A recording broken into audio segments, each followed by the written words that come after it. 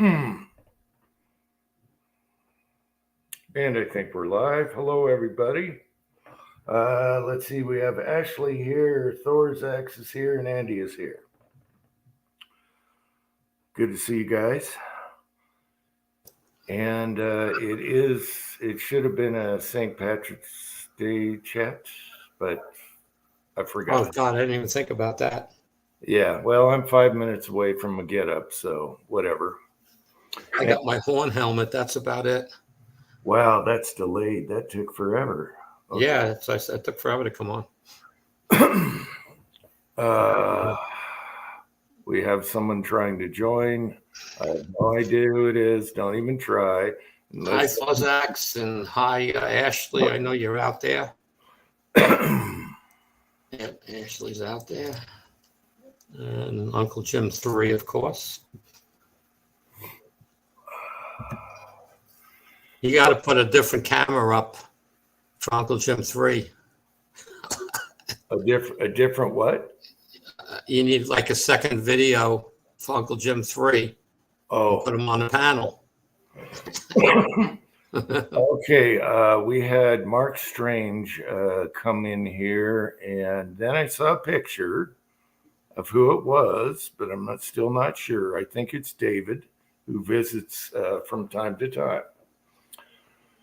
So anyway, question number one, the constant nagging. Have you shot the Rossi yet? No, sir.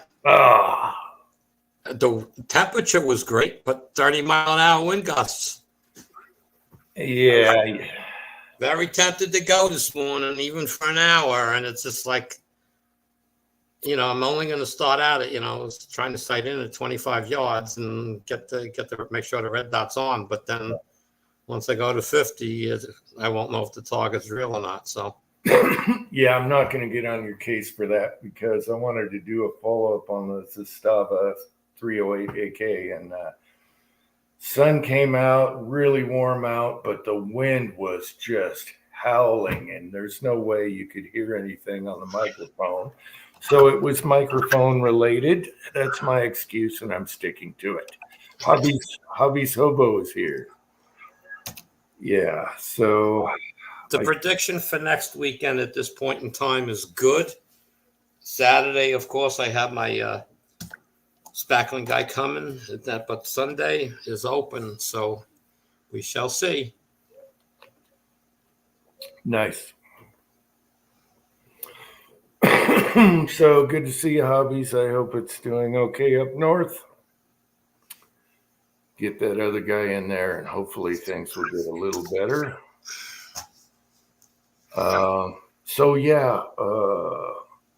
No, but not many people are here, but I might as well talk about Mr. Snubs. Last night, it was last night. I'm just playing. Cranky is here. Your voice sounded. Cranky. Yeah, Cranky. My voice is rough. Something to do with my throat. Thus the bad singing, which is always bad anyway. I got liquid in my lungs. I don't know why, but I'm just. If I breathe, I could do it right now for you. If I breathe in and out, maybe that's why they do that to you when you go to the doctor. It sounds like, let me see if I can do this. Yeah, we hear it. Okay. Anyway, there's water gurgling in my lungs. It's been like that for almost ever since I choked on something. I was drinking something and it went down the wrong pipe. And believe it or not, smoking helped a little bit dry out the lungs. So we'll keep doing that. All right. Booze and Bullets is here. Booze and Bullets, you posted 2 videos today, but I didn't have any time to check any videos because it went right up to this chat here. So Mr. Snubs, it all started with that handguard, and it's funny. I'm in the reloading room. And I'm going through stuff, just organizing, and I pick up the handguard, and I'm like, oh, I got to do something with this. And my son comes in and I go, what should we do with this? Should we put it on a 9 or something? How about Mr. Snubs? And he's like, yeah, you got to do it to Mr. Snubs. And that started the whole thing. We went from not even thinking about Mr. Snubs, and all of a sudden it was all hands on deck. He did a bunch of stuff. I was doing a bunch of stuff. While I was spraying, he was putting stuff together, and it's awesome. I just shot it just now with bulk pack, and it was quiet, just like it always was. But after you screw with stuff, you want to make sure everything's good, because I took the barrel off and all that stuff. And it's awesome. And I was shooting the crappy Winchester 333, fed him like, oh, it was awesome. And you couldn't tell, you really couldn't tell much difference between standard Vel and that. And I got a ton of that to get rid of. So that's the gun for it. And they're little hollow points. And if there's a squirrel out there that's causing trouble, Patriot Paul is here. Hey, Patriot Paul. So that was a super fun project, and we banged it out last night. I think I was spraying at 10:30, 11 o'clock. Had like 3 parts to spray, and I should have done the upper receiver because that's shinier than everything else. The lower and everything matches, but he doesn't care. My son doesn't care, and I told him, well, it's yours. I'm not going to be around for a year or two after this, so everything's yours anyway, so put whatever you want on it. So he did. Let's see, side chat. You need to start smoking a pipe. Not the pipe thing again. You know, I have 2 pipes on my reloading bench right now. And I should. I got to get off of the inhalation. But you know what? I'm just going to inhale the pipe anyway, so might as well use a filter. What else is going on here? How come I can't see today? Anyway. So yeah, we didn't do St. Patrick's. That's what, tomorrow? Oh well, no St. Patrick's hat tonight. I don't know if anyone would do it anyway. So yeah, I'm just I don't know why I got water in my lungs. But it's definitely there. I could really gurgle. I could sound like a whatever it is. Yeah, it's pretty funny. I just want to get rid of it though, so I can breathe. I can breathe. It's just, I don't know, sleeping and hacking. Ashley is back. Hey, Ashley. And anyone can come on here. I'll throw the links down. And it could be a short chat. It doesn't matter whatever you guys want to do.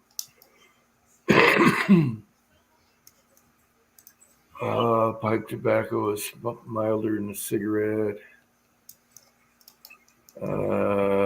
Again, not telling you what to do. Yeah, I've had enough of telling me what to do when I was younger and where to move and where to live and what school to go to. And I'm not one for someone telling me what to do anymore. I think it's inbred in me. I rebel. Mario is here. I saw Mario's video he did earlier today. And the dog was funny. And I told Mario, you got to move to the country where everything's quiet. But then I thought, after I posted that, I thought, well, in the country, there's dogs too. So, Mario, if you want to come on here, there's a linky poo. So, it's good to see you, Mario Vid. Hope you're doing okay. You look fine. You needed a little shave, but that's okay. I don't shave either all the time. Just saying. No, But the dog was funny. And then you come back and the dog starts up again. I think I've had that coffee once, and it was, the Black Rifle stuff. My mom, not my mom, my wife bought it at the store. She didn't know what it was, and I tried it, but the one I got was stale coffee. So Maybe that's the way it's supposed to taste. no, it's got to be better than that, but it's probably sitting at Walmart forever, We only have 2 grocery stores around here, and one of them is the dreaded Walmart. So, yeah, she just got a variety of stuff, and I forget what it was, medium or dark. I don't know what it was, but it was stale. I'm sure it was fine, but I guess they're going the way of the NRA, so whatever. Broke Loader's here. Good to see you, Broke Loader. What is your opinion on blind? Oh, the ranch up north in Utah. I think. Well, it depends on what you're talking about. If they're looking for stuff in the ground, there's a lot of rare materials in the ground. Initially, I think they were looking for gold.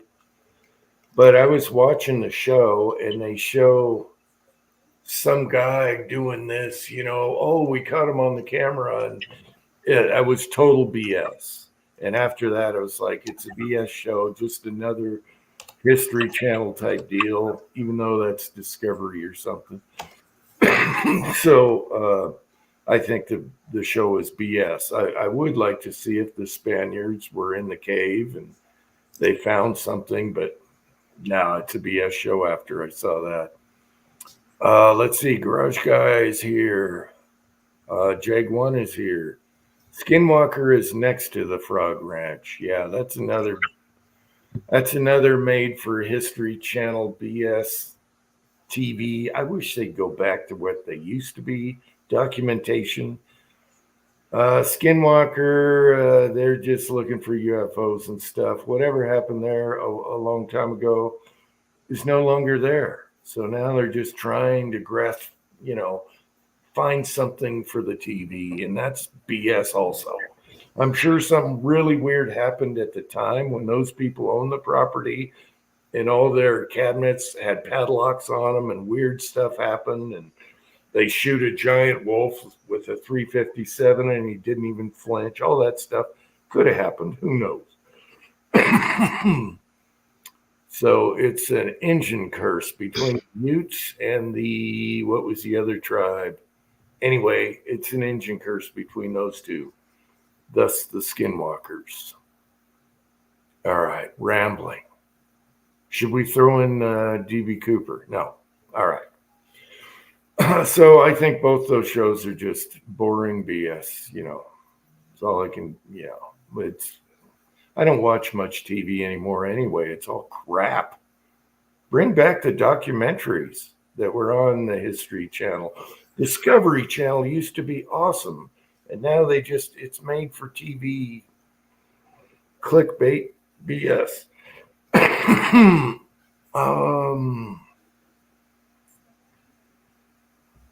DB Cooper later in the chat. Yeah, there is a really good channel. He's doing lives now, interviewing really good stuff. And these guys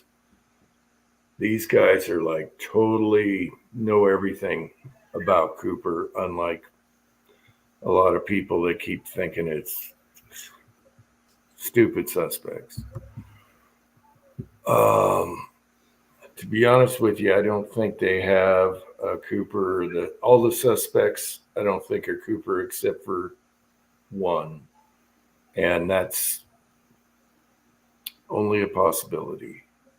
So he's still not known. But they're doing some new DNA stuff, and I don't know. Is it his DNA? I missed the story on the gun. I think that was the name of the show. Story of the gun. Oh, you missed that show. Okay. Yeah, there used to be a lot of good stuff. Lead mining is here. I've been texting with him lately, and he's got a really good eye at finding stuff. Good deals. Yeah. He's got quite the bounty on stuff. Oh, cranky, yeah. No, DB. Actually, it's not DB Cooper. That's the press. Fake news. They got it wrong. It's Dan Cooper, but that's not even him either. That's the name he put down. Anyway, we'll probably never know who he is, but you never know with technology. They might find something. The only unsolved skyjacking. All the 5 copycats got caught right away because of Cooper, because they knew what the bump was when he left the stairway at the back of the plane. They felt the bump. That's how they caught all the copycats. They knew exactly where to locate where he jumped. Okay. DJ, you should check your cough out. No, I never go to a doctor. It works itself out. Yeah, well, fluid in the lungs is not good.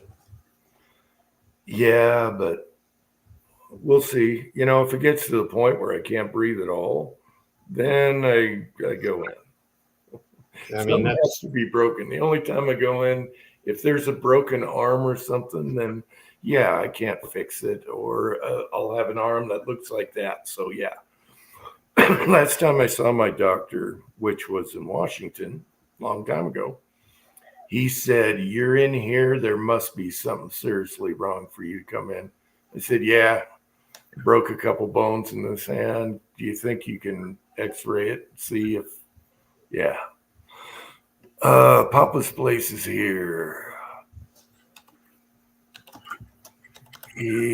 Well, Cranky, what did Cranky say? Able to summon Elvis ammo. Well, that's funny. Sorry about the coughing. I didn't notice you coughed last week, so. No, it's been 4 or 5 days. Whenever I hacked on something and it got in there, and ever since then it was a problem. So guess what showed up in the mail Tuesday? Tuesday, what were you looking for? What were you trying to get? Oh, I know what it is. It's the zinc that was missing for a month and a half. 2 months. January 8th was the ship date. It showed up Tuesday. I'm watching my doorbell camera go off with the mailman bringing the box up to the step, and I was like, I ain't expecting a box. Who the hell is that from? I come home and it's the box, and it was in perfect condition. It's not like it was banged around and wound up in a corner or whatever. It was like it was just mailed 3 days ago, and it weighed 43 pounds. So that is amazing, because usually if it's gone for like a month, it goes into one of their lost and found stations and you never see it again. Mail people are pocketing that stuff. They sell it. They actually sell it on auctions. Yeah, but I mean, it's like the box was never opened by anybody or anything like that. The labels weren't all ripped apart. It's nothing crazy. It's like, why did this take 2 months? It fell off of a cart and landed behind something. Somebody found it. That's all that I can think of. Yeah. For people that don't know, though, they go into these warehouses of lost packages, and then they sit on it, and then they auction it off and make money off of your stuff. And that's true. You can watch videos on that. Yeah. He saw us here. He saw you made our day. I just shot that thing right before the chat. that transformed. I mentioned it earlier, so watch the beginning, but that little handguard transformed everything. And I was just, I was in the reloading room and going through stuff, and I was looking at this, and I was like, oh, got to do something about this. And then my son comes in, and I said, what should we do with this? And that handguard just transformed Mr. Snubs into the most awesome critter in the world. I just shot it, and I was laughing so hard. I was having so much fun. It felt so good. Everything was perfect. I just got a sight in the dot. So there's Ozark. Yeah.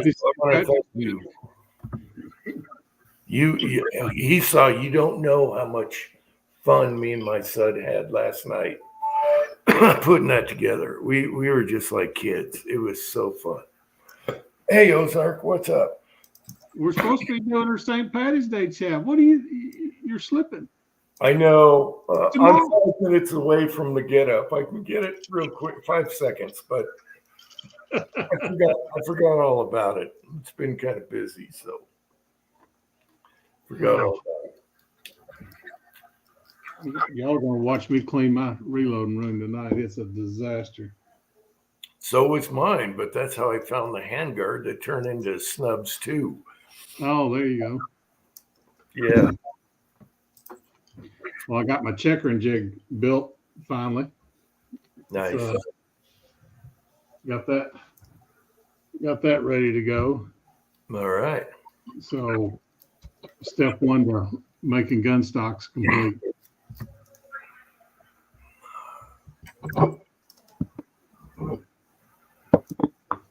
Get that out of the way so I can start cleaning. All right, cool. Yeah, I have so many projects. I don't know how we just boom, Mr. Snub is the project tonight. And again, it was fun. I think we were up till 1 a.m, 2, just playing with it, like, oh, it's too dark out. Let's put a light on it. Anyway. I hadn't seen the video, so I went shopping. 6.5 Creedmoor die set. Don't own one, but now I have the dies for it.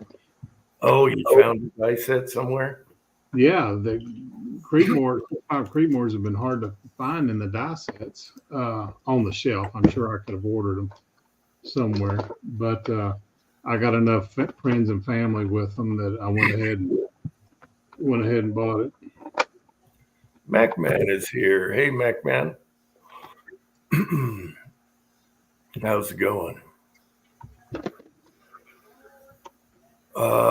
Yeah, so that's good. You always pick up. I have a die set I would never use. What is that? Anyway, it came with some other stuff. And I'm sitting on it. So I look it up, and they're cheap because nobody wants that caliber. I got a 300 Win Mag die set I picked up, 30-06 die set I picked up, all when I bought all that. I bought that truckload of stuff. So let me go look at that. Now it's killing me. What caliber that was? I'll be right back. let me turn those off.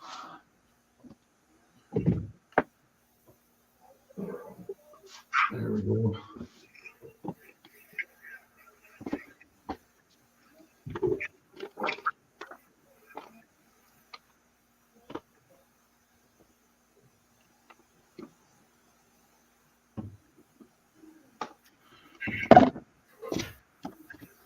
I'm running out of shelf space.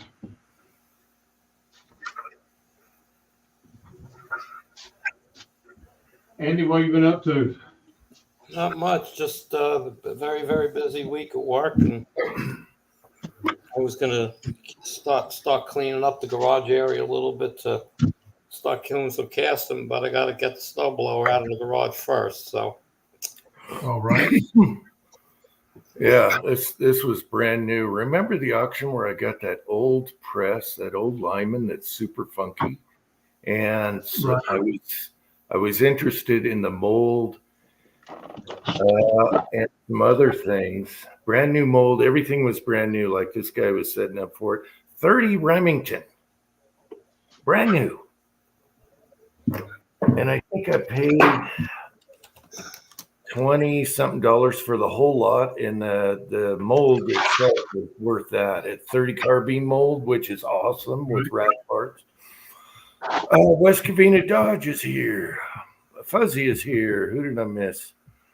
Good to see you guys. Yeah, so who uses 30 Remington anymore? As a matter of fact, they auctioned off a 30 Remington rifle, so I know that was the same owner selling the stuff. Right.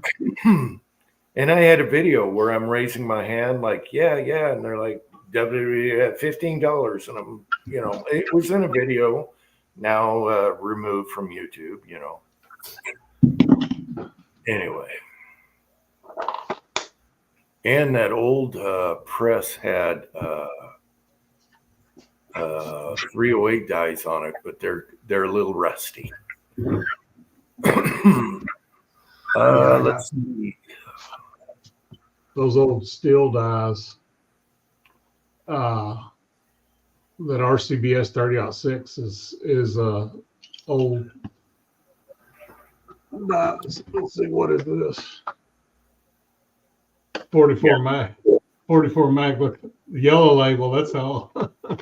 Yeah, I can tell by the logo on the front. Yeah. Better lube those up. Hey, those guys work great. And it had a lead trimmer in it. Oh, hey, bonus. Who is Salty Pickle trying to get on here? Salty. Name yourself. Is that Cranky? No. Must show face. we have a Salty Pickle. He's got a pickle logo and everything, but I don't know what he's holding. That could be iffy. It's down low. Probably holding his pickle.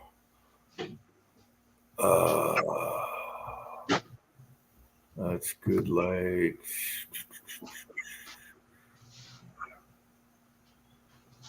I need a container.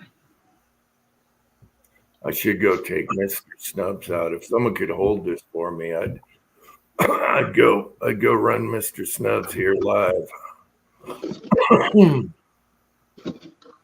What are you trying to do? Get a channel strike? Yeah, as long as you don't show it. I just want to show you how quiet it is with regular bulk stuff. How does everyone else get away with shooting videos? Oh, because we're live streaming. We've done it before, though. Eagle Eye's done a lot on our live stream. Yeah. Don't do it, Uncle Jim, he says. Ashley, she's like, one way to find out. Oh, Ashley. Don't fall into their trap. Yeah. Well, my 3 months is almost up, so I'll be free again to link. I still can't link or put stickies on or anything, but that'll be over in a few days.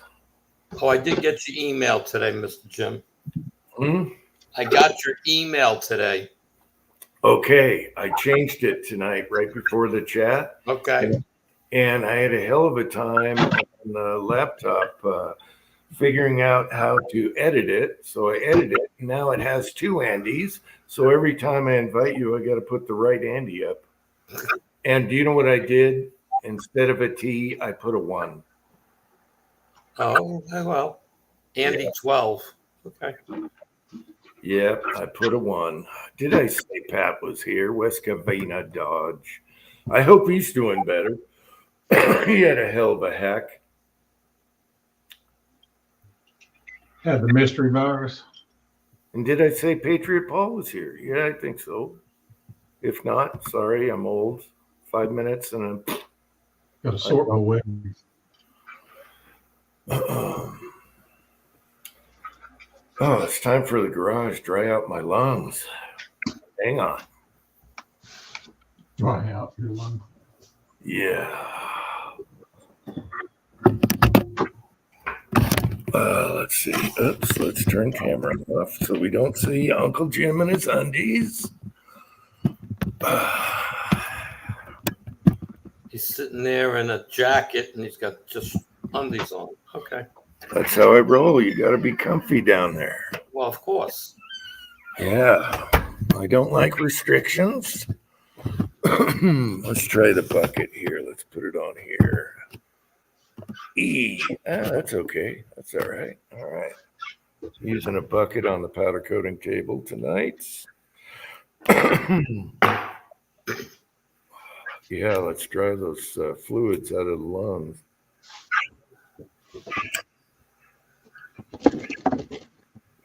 Oh, yes. All right. Tomorrow I'm probably morning is paperwork morning while she's cleaning up, checkable crap, that good stuff for the first hour or so. And then get through my morning ritual of looking at YouTube and whatnot. And then I'm probably going to go down into the garage and break open. Actually, I shouldn't break open anything. I should go into the basement because I got to make two goodie boxes. One has to go out to Mike Hartneck, and the other has to go out to Gene at the Hot Pot. Yeah, I was telling the boy yesterday, I said it's going to be sunny all week. I want to get rid of 5-gallon buckets of wheel weights, and I'm going to sort for Andy and figure out the rest later. That Lyman Deluxe. Hold it up again, Lyman. What? Lyman Deluxe. There you go. Oh, let's see the outside of the box. That has the cool logo on it. Yeah, they're simple. Yeah, we had HCP. $13. Yeah, we had one at the thrift store. They had a stack of them. I bought 3 die sets, and I should have bought that one, but I think I already had it. And whatever it was, you had to lube the case. What was that? I think it was 308. No, it would have been. If I had to lube the case, that wouldn't have bothered me. I don't know. Whatever it was. Because you got to lube your rifles anyway. Vanessa Kitty is here. Hey, Vanessa. You're late, Vanessa. You're a tardy girl. All right. It's daylight savings. It's still light outside. Oh, I hate that. The cats are like, hey, it's dinner time. They're hovering, doing their thing. It's like, nope, it's an hour difference. They're like, what the hell? And so I said, okay, let's do a half hour and we'll work you back into regular time. But they were pissed. They were hungry. And they're like, I know what time it is. And it's time to eat. They eat at 6 o'clock every night. And they knew what time it was. Yeah, they don't like the daylight savings crap either. I wish it would stay at this one. I'd rather have more light in the evenings when I get home than. Yeah. Oh, yeah, absolutely. Dark. Yeah, I noticed that too because I could probably still shoot right now. I hate that change of times every year. It's like stop already. Yeah. Give us more daylight at night. Who cares about morning? Well, on the East Coast, people don't know how to drive, so they need the light. When we were driving from Connecticut up to Maine, the speed limit was just a suggestion. Yeah. Not even. Y'all got those crazy ass 90-degree turns on the interstate.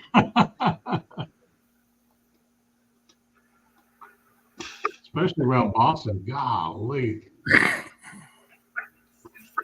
Yeah, our suggested speed limit is 55 and people doing 80 plus.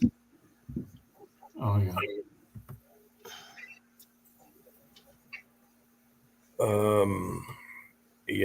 Yeah, I lost track. 2 minutes. Preacher, he survived the tornado. Yeah, he said his rain gauge topped out at 2 inches and it filled up in about an hour and a half. So they just got storm after storm after storm after storm down there. Well, he did a video. He did a video this morning about. Oh, did he?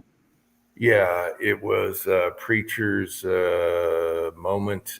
What do you call it? Preacher's teachable moment. Oh, anyway, he's talking about a tree that fell. He didn't want it to fall this way, so he went to saw it that way.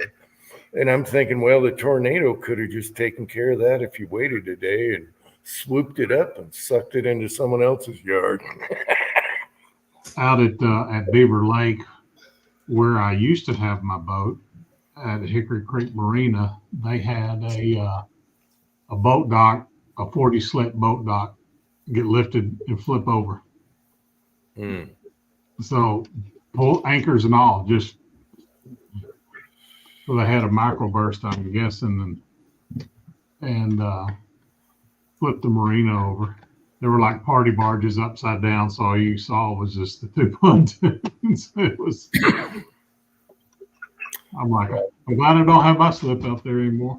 When the boys grew out of the boat, we sold the boat.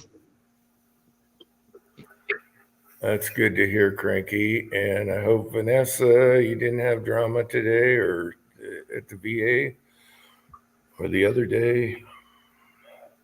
It's hard to keep up right now.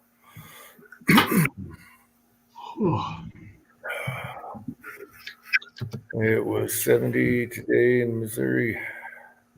Oh, yeah. Okay. I can live with this weather. Yeah, I had a video. I didn't post it, but we got hit with snow again a few days ago, right after we put that winch on. And I used the winch. It worked great. I'll throw it in a video somewhere, but that's long in the past now. Everything is muddy. Everything is drying out so fast, too fast, because it's so nice out. All right, going back in. So it's just mucky. All right. So spring is coming. Spring is here, whatever. It's here for us. Yeah. Next week we got Monday's the warm day, 51 degrees. And then the rest of the week it's in the 40s. Let's see what it says. Saturday, it's going to be cold again. Next Sunday. Go ahead. Should be nice and sunny, but 46 degrees next Sunday. Yeah, my peach trees on the backside of blooming. All the pear trees are already done. The red buds are in full glory. So yeah, it's springtime here. Yeah, I was gonna start planting potatoes for broke loader. I like this little his potato bag container things. Anyway, I'm probably a little late. I should have done starts. I don't know. Then I got to water all stuff. Water. It'll burn plants like right now.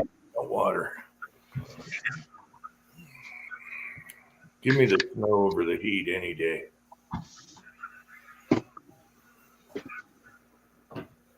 Yeah, you can always put more clothes on, but you can only take so many off.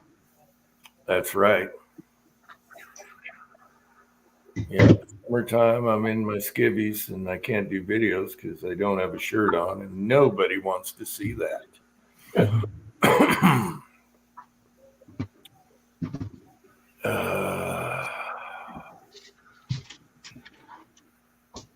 Put those up.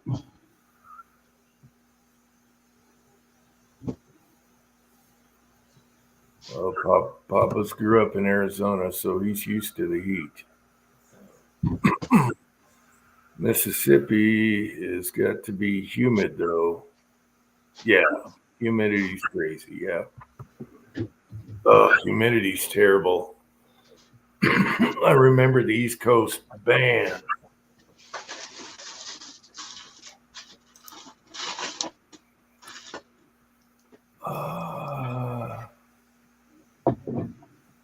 So, Andy, no problems with supplies at the stores and stuff? Food wise, not on Long Island. Yeah. Okay. But, I have a few friends that live, close to what we call the city line. I'm in Suffolk County, then west is Nassau County, and then it's Queens. That's the city starting. And the people that I know living down there, like Noy Park, Floral Park, Elmont, Franklin Square, the people I've talked to, this is you can't get in the supermarket. They're overwhelmed with people from Queens. So the line. Oh yeah, it's like he says most of the stores open at 7. The food stores open around 7 a.m. And he says there's a line waiting to get in. What? What's the cause? The truckers. Oh, the trucking. They're not bringing stuff into the city. Yeah. Oh, I didn't know that was still going on. It's still going on. They're just news ain't talking about it. They don't want you to know.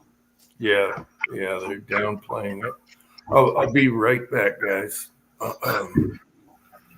They're downplaying it like crazy. Right. They're just not talking about it. The people that live there, if they were on the news, they'd tell you. But it is what it is. Is it hitting you pretty hard, or are they? It's not affecting me out here. Okay, I'm too far. I'm an hour east, per se, of the Queens line, so they're not coming out. They don't have to come out that far to get food. But the stores that are, I guess, within 20 miles of the city line are getting, stampeded by the city people. Wow.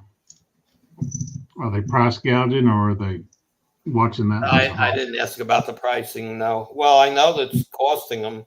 No, they're not. The prices on Long Island haven't changed over the weeks, okay? But, it's whether they're doing it in those towns close to the city, possibly, I don't know.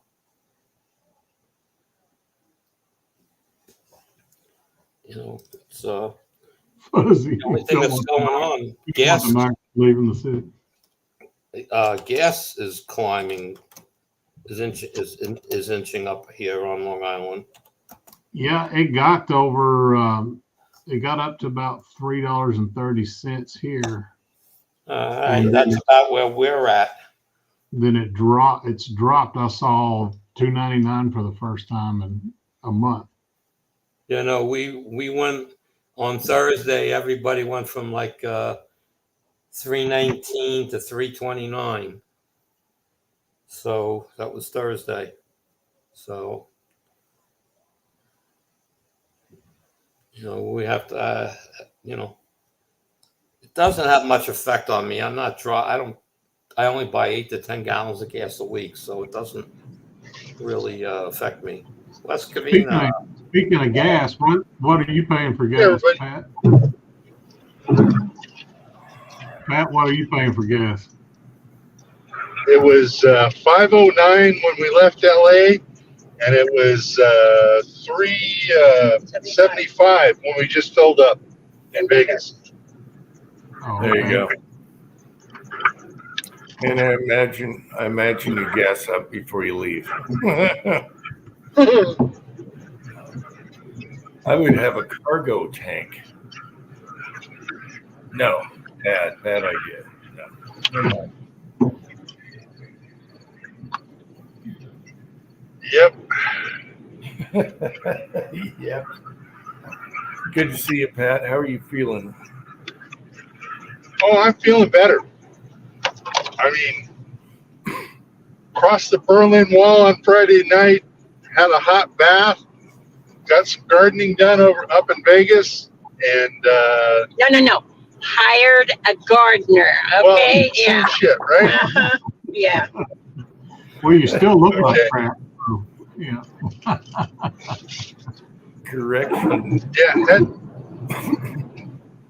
things are good. Didn't do any shooting while we're out here. We just made it a 2-day trip. Mm, But it rained cats and dogs last night. mm. In Vegas or California? Yeah, It was 43.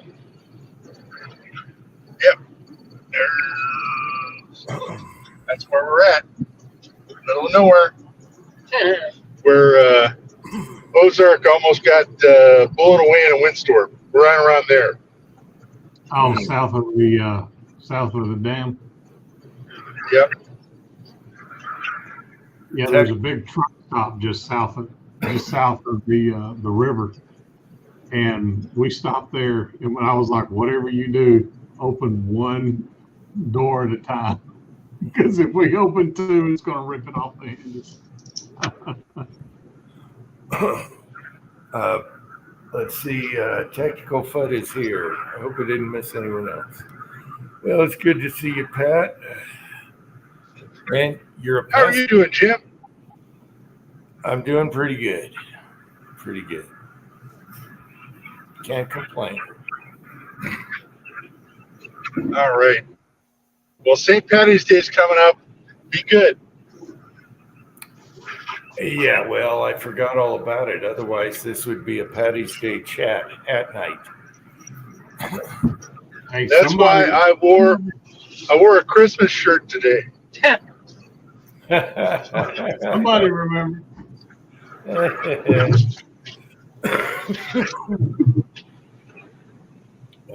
You always have the funny shirts.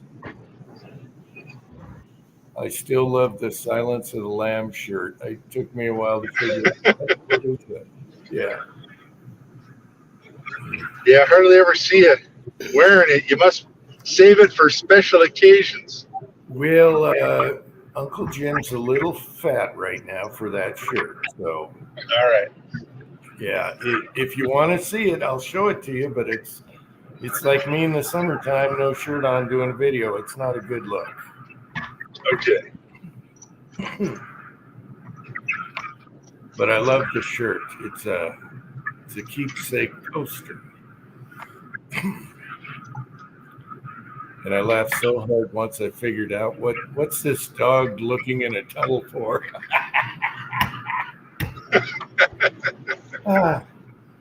Hilarious.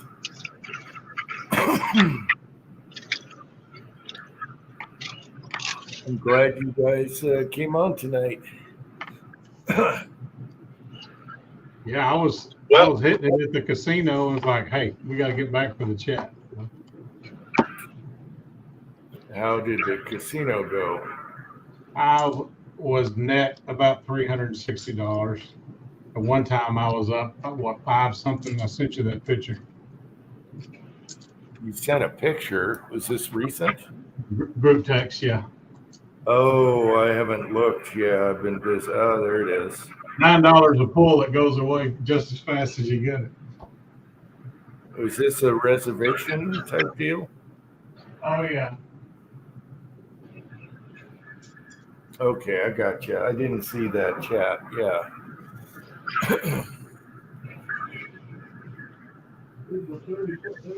Yeah, I didn't do any gambling. I just bought a lotto ticket for Sylvia. A lotto ticket? Yeah, I figure, 800 million, that's 400 million after taxes, split in half, 200 mil.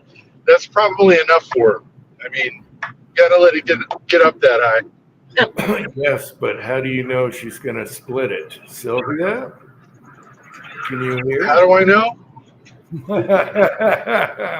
She could have a horrible accident if she didn't. Oh, shit. We don't go fishing no more. Yeah, but she's driving right I now. have to go dig up those bump stocks. She just remember, if she wins, she'll be driving, okay? And the passenger Yeah. side gets the hit. Well, she's got the airbag switch right there. What airbag?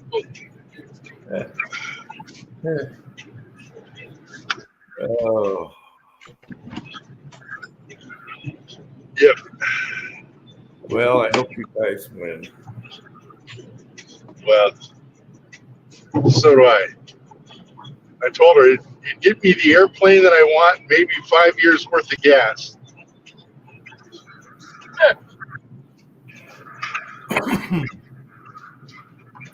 Oh, that's funny. That is funny. So I lost track. Are you coming home or are you still there in Nevada? No, we're coming home. So Sylvia gets to drive till it gets dark. She's night blind, or until I start climbing the side of the car and freaking out. So it's right about there. You know, she's fine now, but in about 20 minutes, I'm going to be having a nervous breakdown, and I'll have to say goodnight. Oh, that's funny.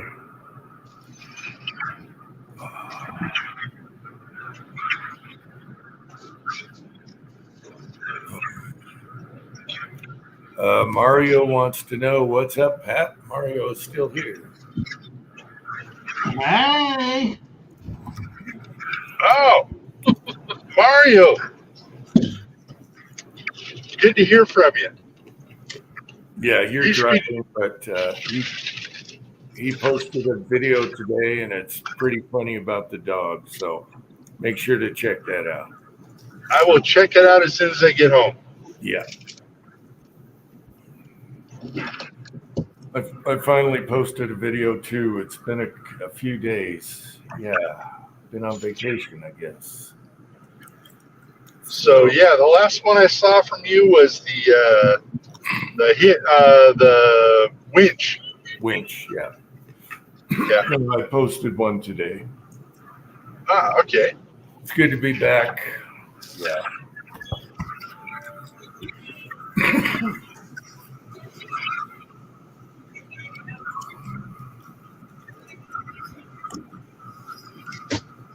And Fuzzy is yelling, all capitals.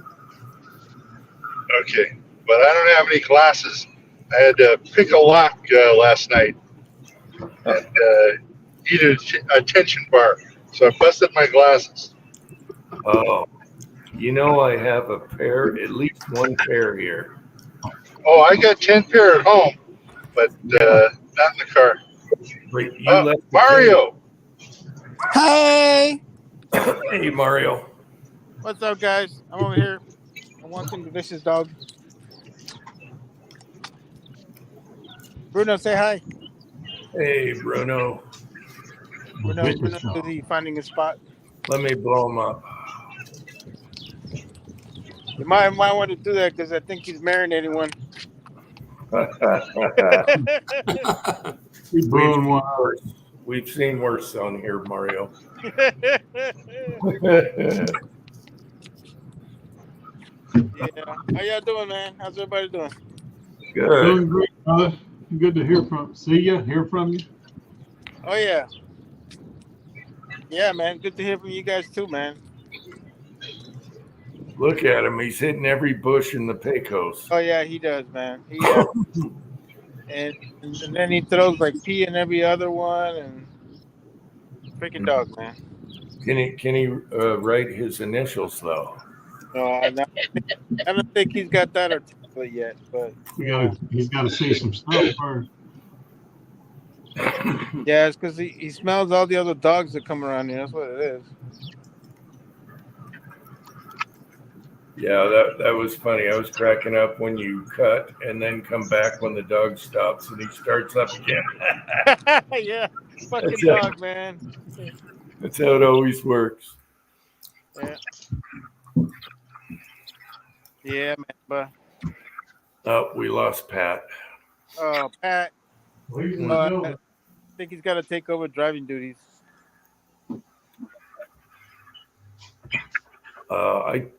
Thorzax, I think Pat looks like Einstein with that mustache. Yeah. Rocking the Stein stash. We should do a mustache night.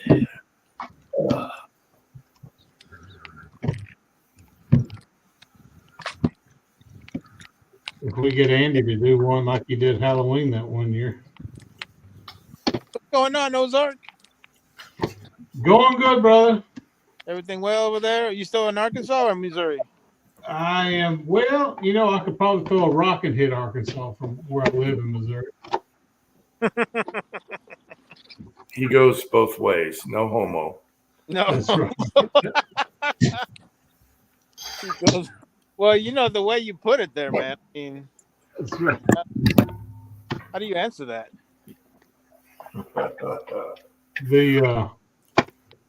There's a car guy that I watch every once in a while. He was working on a transmission, and he's like, you know, I've done a tranny video before. The comments just blew him up. You got to be talking about Vice Grip Garage. No, not Vice Grips. One called I Do Cars. Oh, okay. Look, it's a bulldog, buddy. Yeah, Vice Grip would never say anything like that.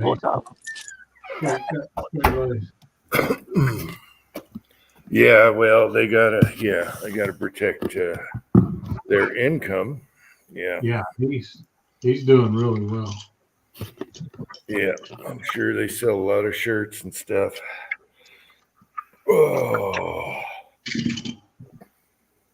All right, I think Patty Neck is going back on the shelf. Einstein's big brother.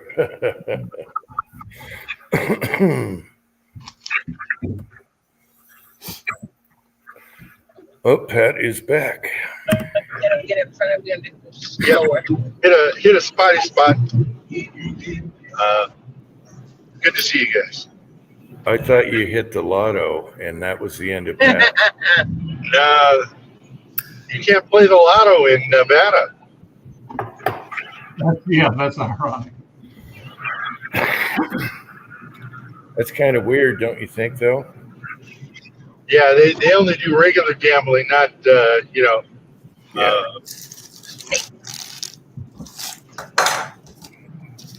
Yeah, I can see that. Whatever the government or whatever wants their money. I don't know how that works. You'd think they could work it out. But then again, you got whatchamacallit tickets where you pick the numbers. What is that? Keno. Yeah. Yep. So that's easier because you get it right now. Right now.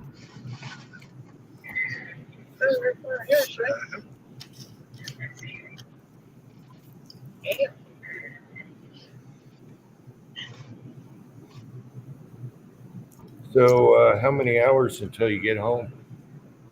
Oh, about 5. Oh, No. Oh, Sylvia's saying no, but she's doing, I can't tell. 85. She's doing 85 ooh. in a 70 in a, zero tolerance speeding zone. Mm. There's not that much traffic. Yep. And you're still rocking the wagon? We're in the Subaru, and my God, this got enough scrapes and scratches on it that I should come up and see it because she'd never see anything I did this time around. Hey. Say, Jesus Christ. Yeah. 90,000 miles.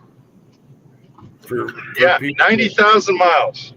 Wow. Already. Well, it's been, Yeah, 2020. It's 3 years. Yeah, I almost had it when it had like 700 miles. Yep. Yeah, for people that don't know, when everyone came over to the house here, Pat had bought her a brand new Subaru, beautiful wagon, everything on it, and it's in the snow. And Pat hates driving in the snow, so I can imagine it's the first time Pat ever been stressed was going down the driveway leaving. But he was good. He didn't put a mark on it. Hey, I don't blame you. I suck driving in the snow. You get Yeah, I've used, only driven in the snow twice. yeah, you get used to it. We don't even think about it now. Yeah.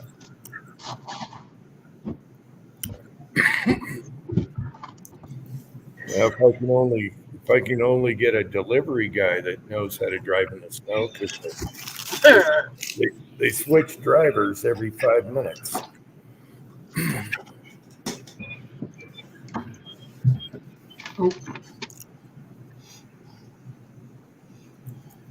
Yeah, I should ship you some something FedEx so you can film it for us. No, our driveway is clear. It's probably good. We might get sprinkles here and there, but it's over, I think. I think the last big one was a couple days ago. Well, I was looking, and there should be something coming mid to late week. Here? Well, you next, but you know it's going to blow through here pretty good. But what do they know, right? It's global warming. That's why it's 58 degrees out. No, they don't call it global warming anymore. It's called climate change. Yeah. Here's the one that's getting on my nerves because, you know, we build houses and all that. It's not the master bedroom anymore. It's the primary suite. Uh-huh. Jeez. It's the primary suite. I'm like, It's the You'll love call it- shack. you'll call it what I F and tell you what.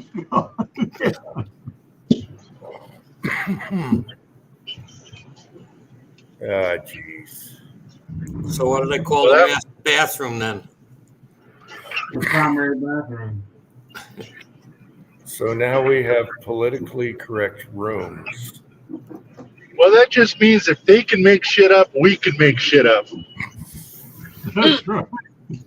That's right. So that's We can call it the main shitter. That's funny. yeah.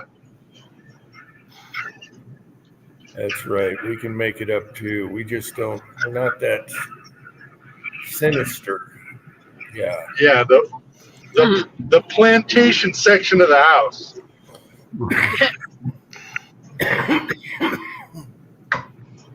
Yeah, I'm afraid somebody's gonna get their feelings hurt. Welcome. Fuck their feelings. Yeah.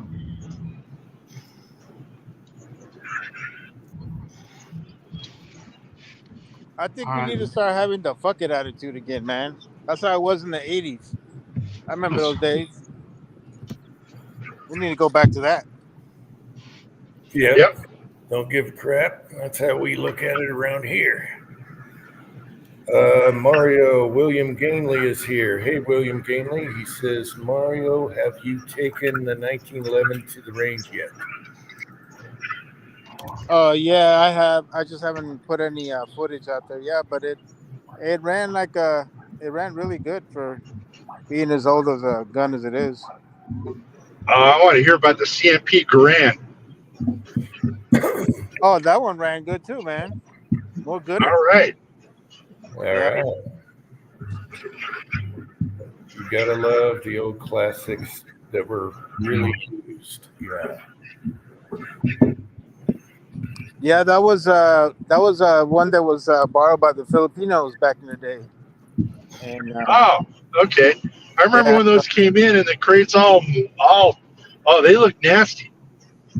yeah, I got lucky actually, man. So And they were telling me that if I would have gone to one of the actual CMPs, that I probably would have got an even better one because they're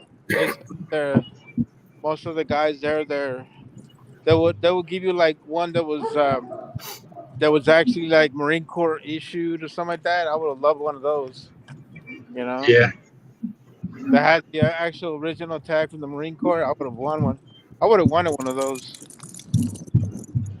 just so I could throw it Yeah, back on my cousin. Be like, look, fool, look what I got. for the first year and a half of World War II, they were still using Springfields. Yeah, yeah, the 1903s. Yeah, in Hey, man, Guadalcanal, those they used those Springfield. things are beautiful, but I'm scared of. I mean, I would buy one, but I don't think I would shoot it because I'd be scared to shoot that thing as old as it is. It's loaded No, light. they've been shot. Yeah. They've been shot. It's okay. Yeah, yeah, but I guess I could say the same thing for my old Mosins. I got one that's from the 1920s, Right. and it shoots like a dream. And that 03's got better steel.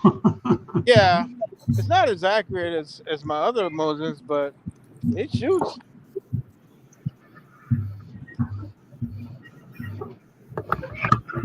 Oh, let's look up here. Huh?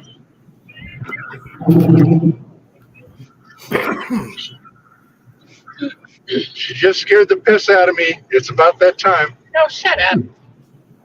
Was that the rumble strips we heard?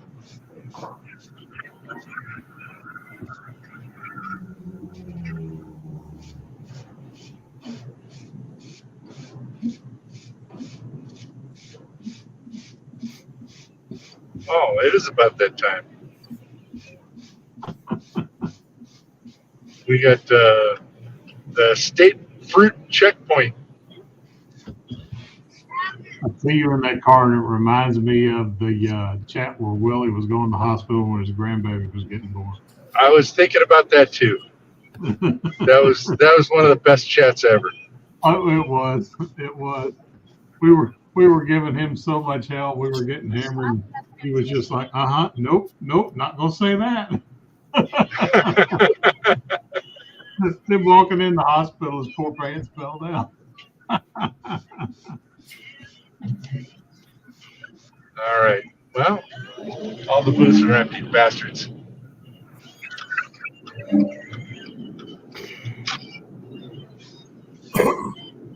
So you got 90,000 miles on it. Did you ever change the oil? Yes. But I was getting a brake pulsation last night, and she hasn't done front brakes yet. They checked it 6,000 miles ago and told her it was fine, but those rotors are starting to get a little sketchy. Doesn't the car tell you what you need now? Most of the cars tell you everything. Oil, air, everything. It's a good. Yeah, so the car says it's good, but I don't know. I think the rotors are a little hot spotted. Yeah. It's the nut behind the wheel.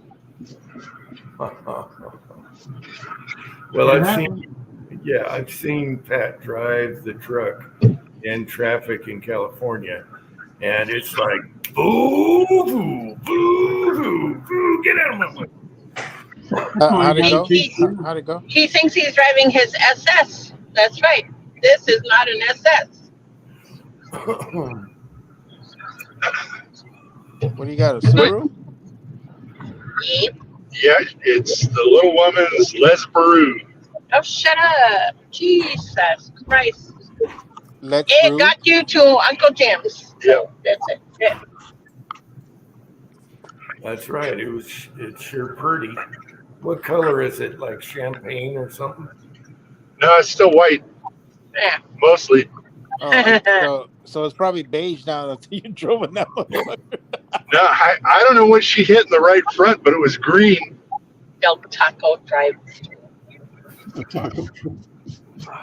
That's just a little St. Patty's Day bump. That's all it is. You know what? It's kind of funny. You see a bunch of Mexicans wearing fucking green hats, thinking they're leprechauns on fucking St. Patrick's Day, and then when it's Cinco de Mayo, you see so many Teds with fucking sarapes and big ass fucking hats. You're like, yeah, only in America you can see that kind of shit. Yeah. Oh yeah, yeah. It's Irish Cinco de Mayo. Yep. But It's an excuse to get drunk. that's right. Yeah, totally. My God. We don't need an excuse.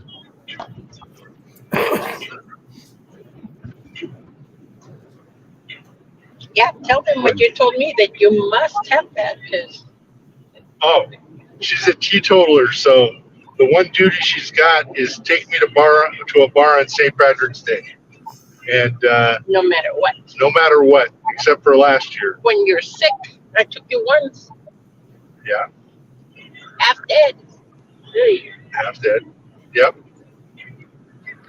Green beer in Chicago, that's the thing. Did you go anyway? Yeah. Oh, I'll go sick. I mean, yeah. What is it? Monday. I'll probably go nearby to a dive bar or something, but I will go to a bar and have a shot and a beer. Yeah, just make sure it's not the Blue Oyster and stuff, you know. No, we got biker bars in town. So meth-addled bikers. That's all we got. oh God. Wow. I don't know if that's a good idea. Well, considering Pat's about 6'7", you walk in and get noticed. The Blue Oyster lives in infamy. Yeah. Yeah. I do not have any one. I haven't watched that movie forever, but it's probably really stupid. You go in there and you see a bunch of Andes like on Halloween night. Remember that shit? That was scary as fuck. You missed all the other ones. Yeah, dude. All I need is one, brother. All I need is one.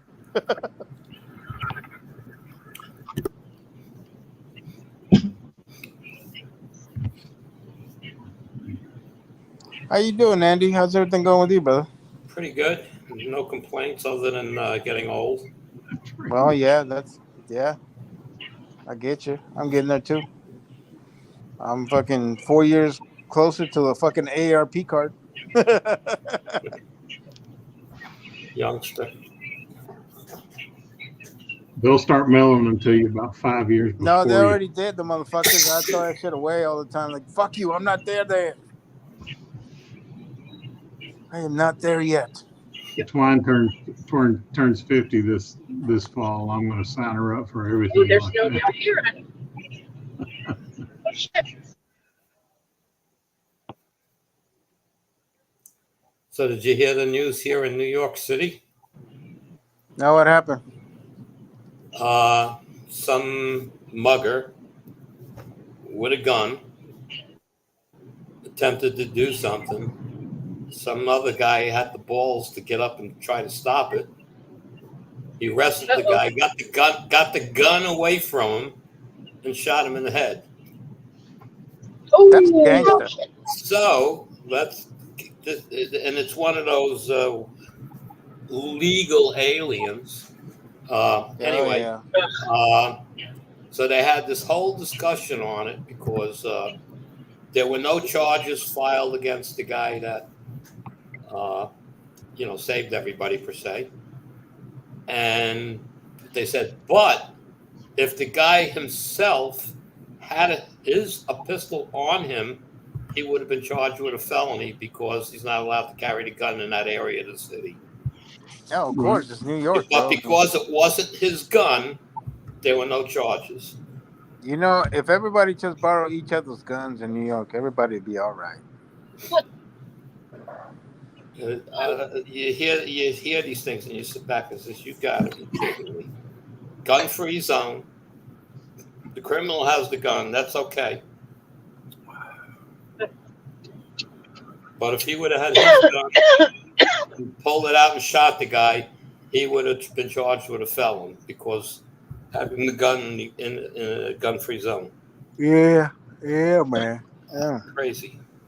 that is crazy. The Tactical Rabbit is here. How's it going?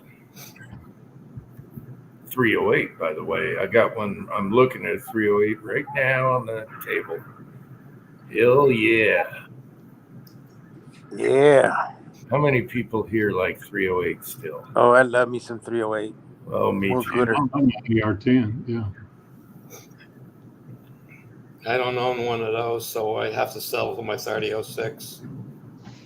Well, I like that too. Yeah, but it's not an M1. It's just a bolt. Yeah, I have a bolt and I love it.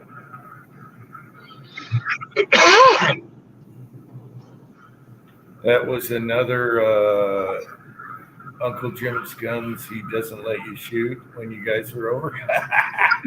Which You one? The didn't, let us, M1A? you didn't let us look at them. What are you talking about? Which one? The M1A? I didn't get to see the gas trap Garand. It's no, the bolt was Sacco. Oh, Yeah, nice, beautiful. It, we could have shot it even in the snow. I'm fine with it. Or the foul. We didn't get to see that. Yeah, that's it. I gotta get that out. It's been a while. I have tons of 30-06, so yeah. Oh, you haven't lived till you shot a full load 3006 with a zinc bullet. No. I still have a bunch of like factory stuff, a whole file cabinet. 308 is diminishing, so I got to start loading that up. And I'll send you some zinkers. The 3006 bullets work fine in here. yeah. If you need some 308 brass, just let me know.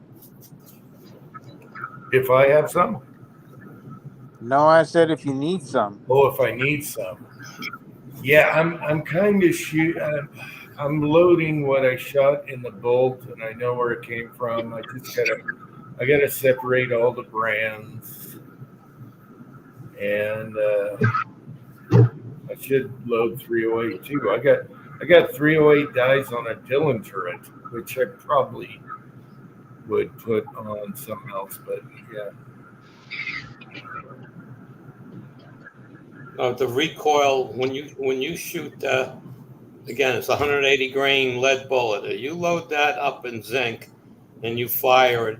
The recoil is 2/3 less. Yeah. Did I say 308? On the Dillon, I have 30-06 dies. They're set up for the M1. But they're not perfectly clean. They need a dunk. Yeah. I don't know. I clean my dies after. I don't want to say after each session, but like if I'm going to load 1,000 rounds, when at about 500, I pull the dies and clean them all and reset them all back up. And Yeah. Well, when I finish full cleaning and lubing, and just throw them in there in the back into the die head or whatever, and just leave them loose. yeah. The problem was those dies were in my uncle's garage, so I have to go through them and just give them some care. I'm sure they work perfect. They just look worse on the outside than they do on the inside.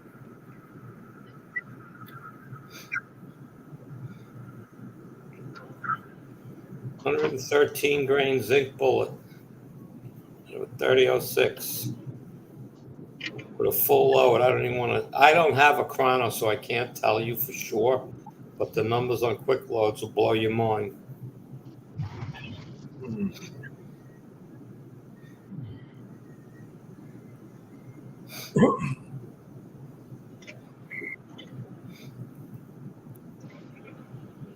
Yeah, I'm still not ready for zinc yet. I got too many things to play with right now, but I told you don't have to worry. I'm sending Michael Hartneck's getting those 5.7s.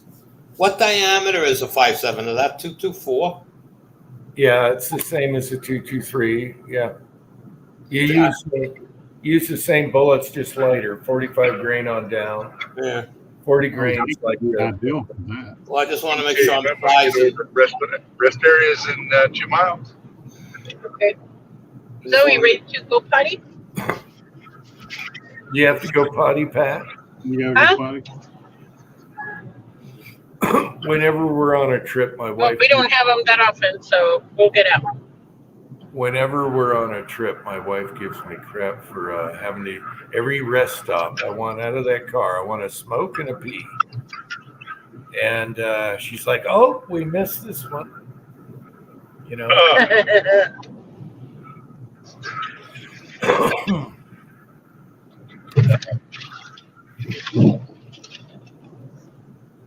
So we're back in California now. Uh-oh. You crossed the border. Wait a minute. Where's the stop where they stop you and pat you down? To clear your fruit. Yeah, we went through that. There was no inspectors there. Never is. Oh, that's right. The borders are wide open. So yeah. Oh, I can't believe they got stops like Canada almost, you know, crossing the border. Well, guys, I'm going to bail. Cleaning lady tomorrow. I'll be on the side here for about 10 minutes, listening, having my final smoke before bed. So everybody have Andy, it's good to see you. always good to see everybody, even if we're just on the side chat. Yep. Thanks for coming on, Andy. And I think I got your email correct now. If I picked the right Andy. Yeah, I got the email. Looking good. All right. Have a good night, Andy. Good All right, I got to get off too. Pee break time. Here? Let's see. I guess so, yeah.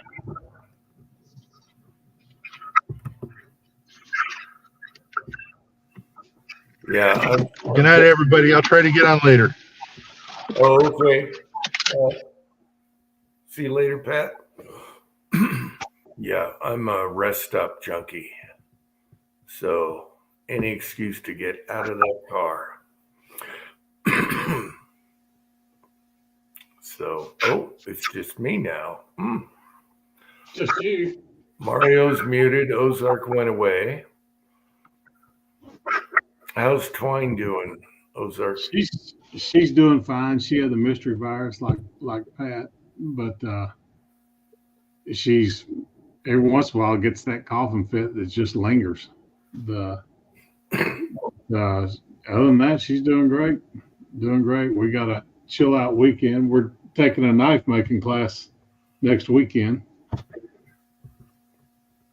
All right. So doing that together. It's a 4-day, so it's not just a grind and put handles on it. We're actually going to be forging, so that'll be fun. That'll be fun. My son's burned out on knives. He wants to do other stuff. He's totally burned out on knives. I do whatever he wants to do. He's got the setup to do whatever he wants to do. Yeah, so guess what? I'm going to start making them. Yeah. And then I can have him there going, no, boom, no, bad, no, you're doing it wrong. So I'm going to have him give me some tips, and I'm going to start making them, pump out some Uncle Jim knives for people. I got to get on. Using spring steel, I want to see if I can make me a fillet knife. That would be cool. Mm-hmm. Yep. I know for the easy, we use the leaf springs on cars because it's so bountiful, and our mechanic gives us stuff. Yeah. Up at the farm, there's like 50 of them on an old hay trailer, just hay wagon. I'm like, don't throw those away. Yeah, our mechanic likes James, and whenever he goes there, if he asks, he'll just give him a bunch of pulled springs, things like that, anything forgeable or whatever. Yeah. We got a few gears and transmissions and flywheels in the yard right now. Axles are good, aren't they? Yeah, I like the leaf springs because you can whop them off the length you want and the thickness if you want a big blade like a Bowie or something, and then go from there. Mm-hmm. And we have a plasma cutter, so that makes things easy, or just cut them, different ways. But Does he have a belt grinder? I don't recall seeing one. a what? A belt grinder? Oh yeah, Like a 2x72? for knives. Yeah. Yeah, he made one for the neighbor. I don't know if I did a video on that. He made this like top of the line one for the neighbor with all these adjustment things, and oh yeah. Yeah, he definitely has one of those. Definitely. I still use my little one because I don't want to borrow his and the wrong belt. You Harbor Freight one. Yeah, well, it's good to have a proper, the kind blacksmiths use or knife makers. Yeah, it's good to have a proper one. And then you can do skinny and fat, and you can make jigs, so you get the contour just right. That's something I can't do. It's perfect contours. Yeah. Let's see. Yeah, I gotta draw the center line down the blade or scribe it's what I usually do. And then do that. Otherwise my bevels are all over the place. Yeah, you can rig up some jigs for it if you got the proper belt sander for that. It's still tough though. That's where all the time is contouring. But it's nice. There's nothing like something that was made from a blank of like spring steel or whatever. Repurposing. We still have that, that knife that he made us for our wedding gift. My stepdaughters learned that you can't cut onion and then not rinse it off. So I'm glad I have a buffing wheel. Yeah, that's right. With forge like that, you want to. It's like you put gun blue on there. That onion is. Yeah, because it's carbon steel and no dish. The rule is no dishwasher. Just hand wash it and put it and let it dry. Yeah. Well, she had sliced it up, set it on the cutting board, and went about her business. And the next morning, guess what? It was like somebody had used that bluing agent from Brownells on there. Really?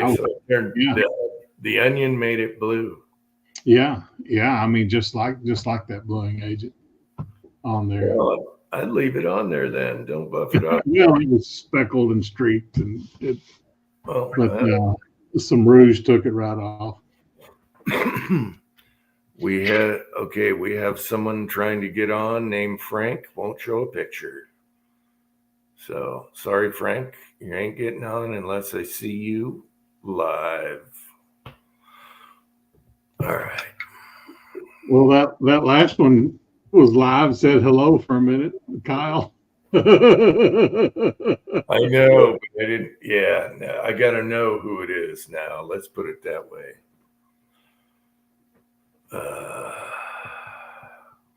So, where's Tin Man? He should be home. Where's Tin Man? Cranky was in the side chat earlier. Yeah, and Tin Man should be home because he has that throat issue. His uvula is hanging low. Yeah, well, I thought they fixed that, but now he's just, what can I eat? His gut's all torn up. With the medication, yeah. I'd be like, Doc, give me something different. He needs to tell him it's time they give him amoxicillin. That just jacks him up.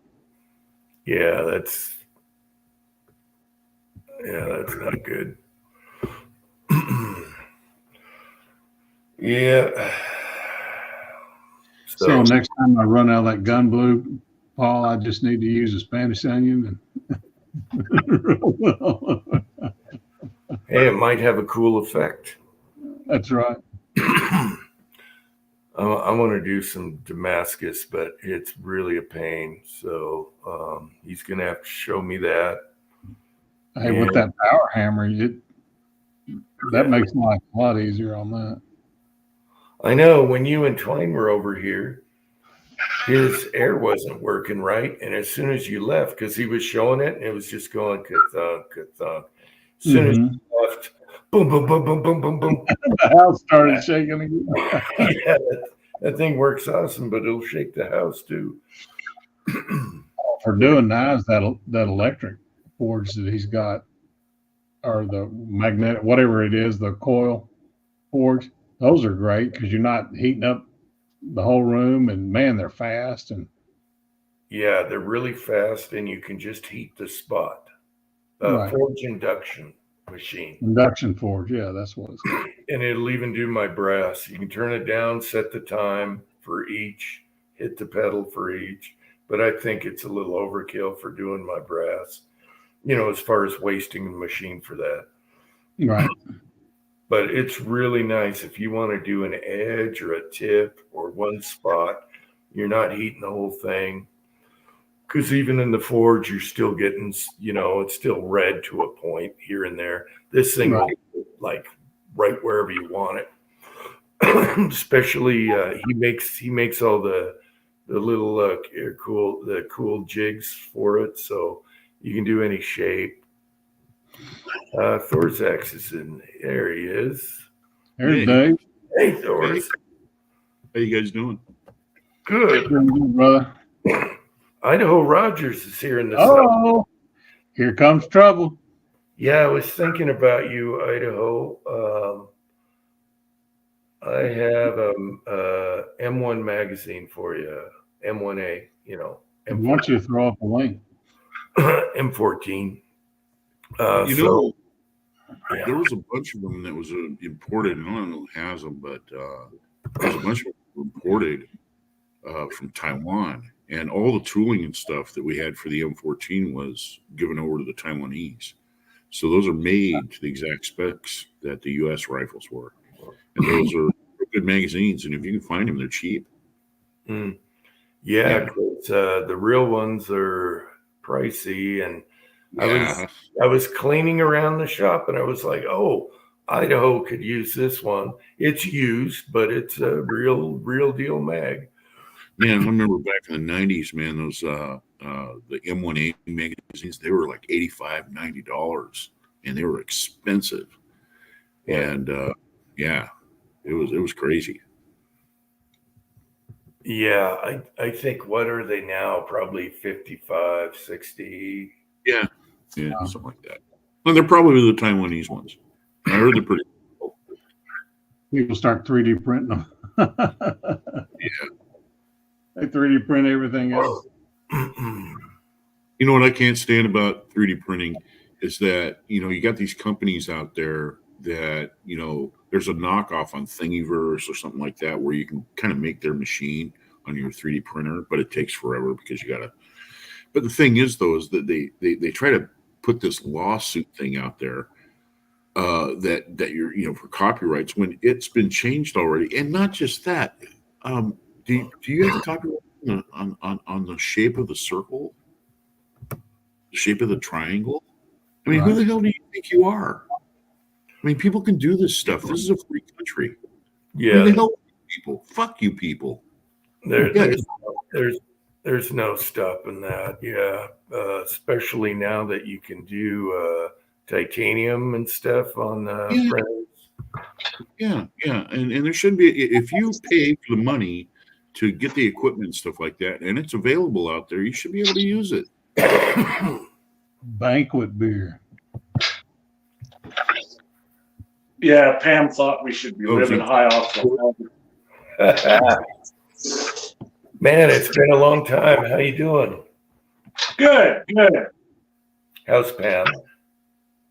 Oh, she's over here doing something. That's good. You get to argue together. Yes, we love Yeah. that. Hey, why don't you run up and get my Copenhagen? Let's get it spread. How about you pretty please It's go almost get my Copenhagen? Coordinated willing the moments. Jim, if you got an extra mag, M1 mag, I'll certainly take it off your hands. We can trade for it, or No, we're not trading for it. Why not? I'm still using your 5.7 dies. So I found it when I was going through stuff, and I was, oh, this is Idaho written all over it. So yeah. how's that 5.7 loading going? Are you doing quite a bit of that for your boy? I haven't done it lately, but I will be. I've been bouncing around so much. But yeah, we will be doing some more of that. And now he wants the little pistol carbine thing. I don't know. What is that like a P80 or what are they calling that? Well, it's the what's the one we want? Ruger came out with one, and now Palmetto. I think he wants the Palmetto one. Oh. I haven't seen that poem. I've heard about it, but I haven't got to see one yet. Yeah, they're just little tiny things, or you can flip out the stock. It pulls out. Very handy. Have you got a read on what the brass life on those are yet? No, I just do the once fired, twice fired, and I think depending on how hot you're doing, I think you get about 6. I would be safe with 6 rounds because I don't want to push it, but I'm sure people get 8 or 10, maybe. I don't know. Okay. I think that'd be a hard brass to anneal. I think that's, once it's done, it's done. Being so that it's close to it's so short and small. Plus you get the lacquer thing. I got to experiment with lacquer, whether it makes a difference or not. Hey guys, Hey, fine. I brought Marvin's treat, some snacks. You got matching shirts almost. We do. We're matching. See, now she needs to hear about this bringing treats thing. She doesn't bring treats. It is baked brie at that. So. Oh, nice. Pie crust around it, baked brie on the inside. Enjoy. It's fancy. It's fancy snack. You want something to drink? Oh, if you're offering, What do you want to do? I'd just grab one of those. Twisted Twine brings in treats. You don't bring treats. you're okay. Did he marry you? She's already stepped out of the room. She'll be back in a second. Yes. So you married her, right? Definitely. Yeah, Mark married. Yeah, preacher There married you us. go. There's the difference. I have to get married for treats? Yep. Marvin? What you got?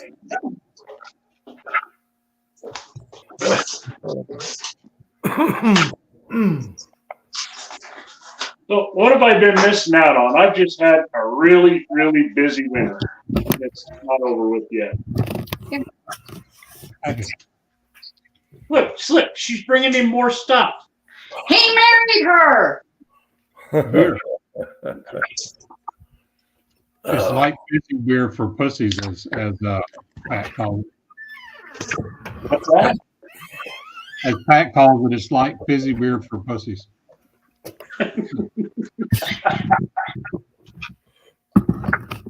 You got to remember though, Ozark cooks really good, so I'm sure they. Yeah, I can't cook. Light beer is a wise choice if you look like Marvin. I can't cook. I don't need that. I'm sure one hand washes the other between those two. Yeah. That's baked brie with dried apricot. Oh, the look I just got. After I tried Ozark's cooking, I would probably chain him to the wall and he'd be my slave. I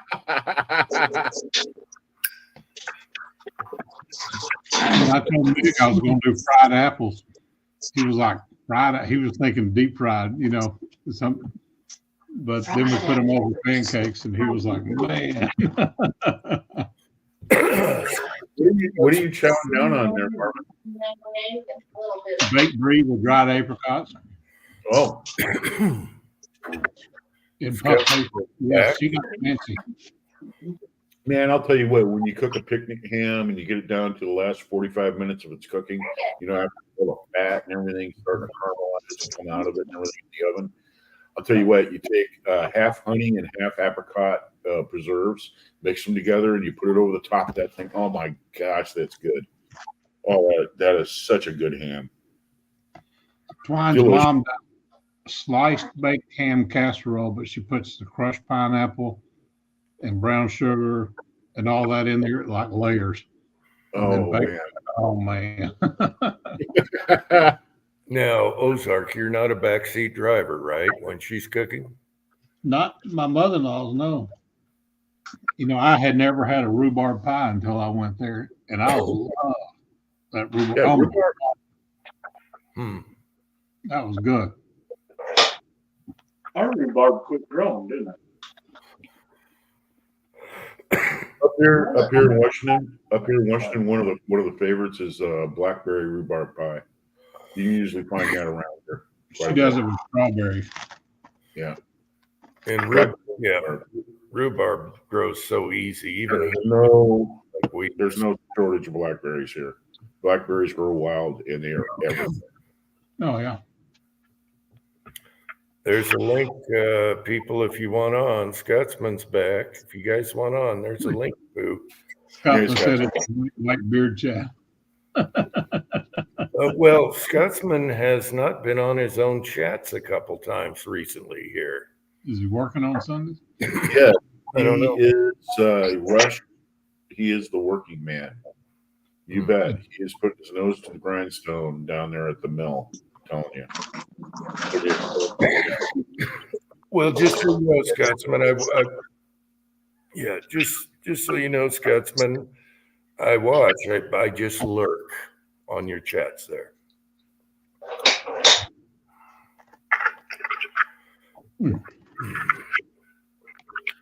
But I notice he's been missing. Yeah. Last one, I think he was on. Anyway.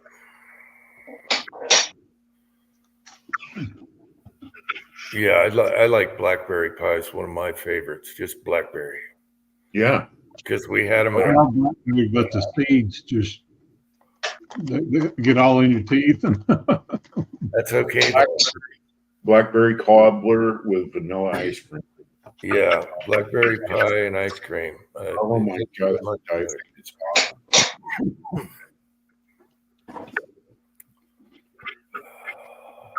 Turn it down. It's going from 5-3 to 6. Then open it up.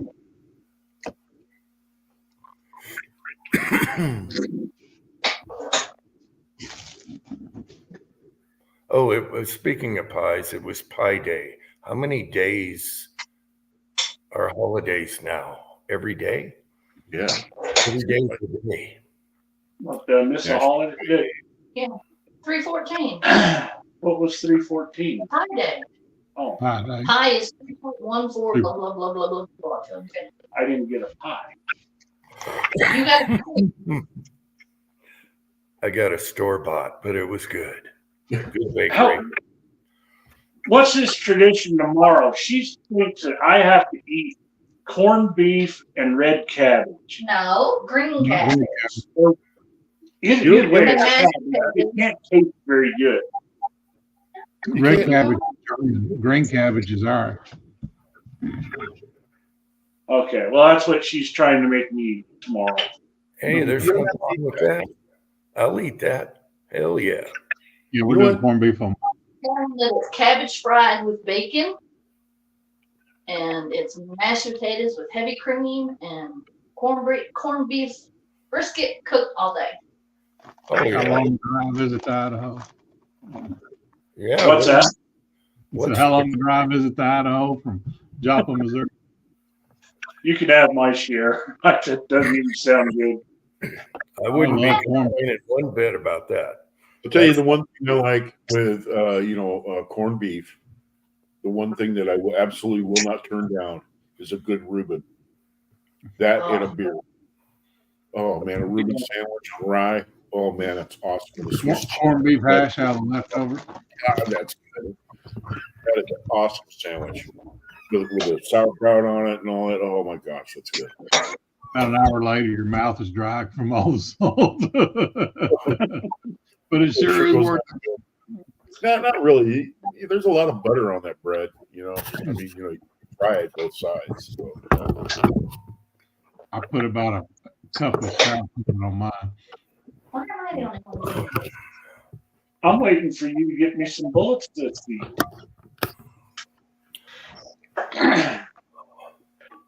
She's over here charging 9mm cases, and I'm just waiting for some to start seating bullets and then crimp them. She thinks I'm not doing anything. You're not. You're jacking your jaw like you always do. A question, Idaho, Uncle Jim, I'm sure everyone else on here. Do you know anything about Pacific Tool and Gauge? Are you talking about Pacific dice and loaders and stuff? Those are Hornady. No, this is before though. Yeah, I know. They back in the day they were called Pacific, but they were manufactured by Hornady. Yeah. And they made shotgun loaders, all kinds of stuff. Yeah. That's what I've never heard of. There was that 336 automatic. A lot of people love that thing. Yeah. A lot of trap shooters, skeet shooters, they use that 336 Pacific. Yeah. Yep. So good stuff. If you can get, depending on what you got to make sure you get the parts and everything. Didn't they also make the smaller dies that were skinnier? A small base die? No, the actual threads on them. Wasn't that Pacific that was doing that? I don't know. I'll be right back. I see Hobbies from the Northwest. I agree. Hobby says here, corned beef halves for breakfast, Reuben rye for lunch, and blackberry pie for dinner. That is a Northwest meal. That's an all-day thing. See? A little smoked salmon first. I'm surprised how many people don't know how to make good country gravy, sausage gravy. They just don't know how to do it. You just made Pam mad. I'm not mad. She's never had mine, so how she makes good gravy. It's basically a meal by itself. Yeah. Biscuits and gravy, of course. Yeah. It's a Southern tradition. You got to cook the roux. Oh, bite. You got to cook the roux. You got to cook the flour taste out of the roux. Yeah. About 2 minutes is all it takes. Yeah. Yeah. You got to cook that, and then just slowly add your milk. And then what you do, your sausage, don't sear it. Don't get it all black, or seared on the. You just want it brown, and then throw it in there, and it's delicious. You're gonna have a little Christmas. There are a lot of people who don't. It's got to have to be Southern. It has to have a lot of black pepper in it. Yeah, and you got to put black pepper in it. You got to add a little salt, But yeah, a lot of black pepper really brings out that taste. The best gravy to make that way is out of the drippings where you just fried your chicken. Oh, you'll slap somebody up for that. Now that's the gravy you make for chicken fried steak. Right. Let me ask you this. Have you ever taken like the turkey drippings and then you go ahead and you get all the fat and stuff off, so where all you got is juice in the bottom of the pan? And what you do is you take the pan and you put it on the stove and you bring that to a boil and you cook it down. And what you do is you add a little bit of sugar to that thing. And what you want to do, just a little bit of sugar. You don't have to put a lot of sugar in there. Just a little bit of sugar. and then you start stirring it, and it starts getting that thick kind of candy sort of look to it. And what happens is you start bringing that back up with your broth, and adding your milk and stuff. That is the best turkey gravy in the world. I've never had sweet like that. Yeah, well, it's not sweet because you only want to use a little bit of sugar. You just enough to chemically change it a little bit. Yeah, you're not trying to make it sweet. Just a little bit of sugar, a little bit. Pinch. Well, I grew up with giblet gravy, and it's just the broth with the giblets and then boiled eggs and all that added to it, and all the vegetables. And that gets put over your dressing. That's served with the best puppies or some cornbread. Yeah, it's cornbread dressing, and the cranberry sauce out the can. Okay, Tactical Rabbit was asking about the reamers for barrels. I don't know about that. I know Kenny uses a really good company for reamers, but He uses Dave Manson. I'm sure they're probably fine. Yeah. Say that again, Idaho. Massey. Dave Manson reamers. Yeah. But if you found a Pacific reamer, Yeah. Why not? Yeah. Just test I think it they out. all went to tools, but they were involved with Hornady too. Yeah, they knew their stuff. They were a tool and die company that had a good reputation, so they should be fine. All the chamber reamers that we got over the years were made by Kramer. I never had any problem with the Kramer reamer. Really?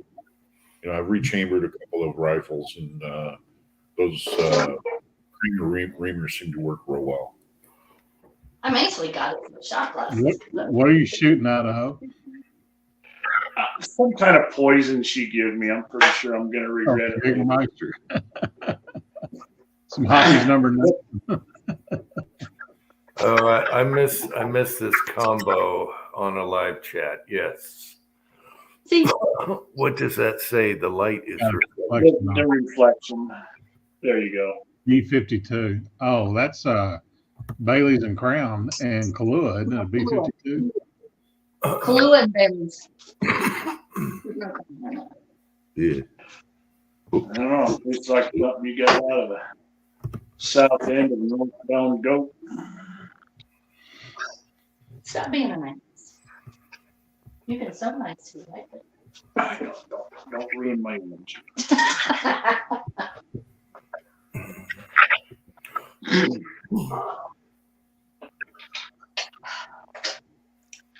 I don't know what it is. All she wants to do is get me drunk when I'm not home anymore. Take advantage of you. What's that? Get you drunk and take advantage of you. It's that whole dancing in the kitchen thing she thinks she's going to sucker me into. And I have. You should have never We were twerked the dancing first in the time. kitchen this morning. No, I wasn't. Yes, we were. You were. Funny thing, I can share this with you. Back in the old days when I worked in ordnance, part of what I did is I worked in WQEC, which was, weapons evaluation, And one of the things we used to have to do is do sample lots for O-rings and springs and all kinds of other stuff. And the shadow cast machine, what it is, it's got a big screen. What you can do is you can set up a spring or any type of a piece of the equipment you're working on, and it'll shadow cast it up on the screen, and you can dial it in so where you can see all the little imperfections that are in it, where maybe the bowl is a little off or something like that, and that's made by Pacific. That was a custom machine that Pacific made for that. Little history. Okay, lead mining. I got a text from him. Those look just like the the Missouri 44 bullet, and those work great. Even though they have a slight bevel base, they work. Except for they, you can't size or whatever. Okay, sorry. Maybe I'll reply back to him just in case. He's not watching. Sorry, guys. Let me text so I don't have time.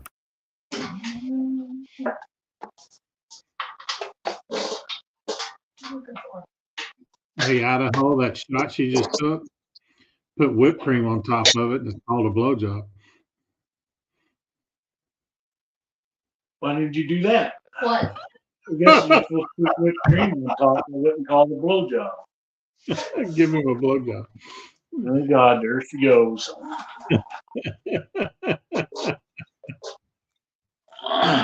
Except you got to pick the shot glass up without using your hands. I've played that game before, and I think that might get me in trouble here. When I was executive chef at the restaurant, we had a lady that did one with a champagne tulip glass, and she got a round of applause. She put that glass in her mouth and just whoop. No. Okay, you guys, I've seen it all now. Someone tried to get on here on the chat. Uncle Jim logo, the yellow and white. Uncle Jim, same logo. Very sneaky. You think that will work? No.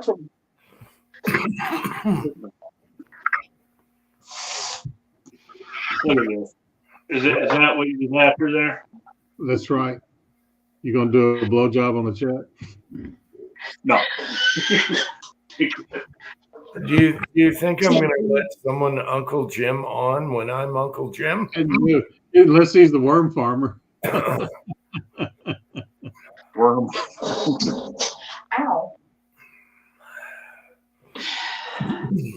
So I guess I gotta do it. Mm-hmm. You can't use your hands though when you drink it. Can't use your hands. How the hell am I supposed to do it? Well, I know how I would do it, but not with you. Excuse me? Well, you put it down between the hoo-haws and, Oh, you mean like I put your gun up under put the... those away.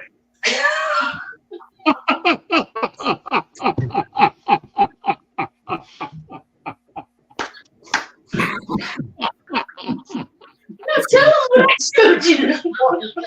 Tell them. No, you've Why? already been embarrassed enough here. Tell them. Go on. See, you guys have been missed. Share it with your friends. So share it with your friends. Oh, Yes. Share it. just talking about gun stuff. I'm talking about gun stuff too. It was a holster.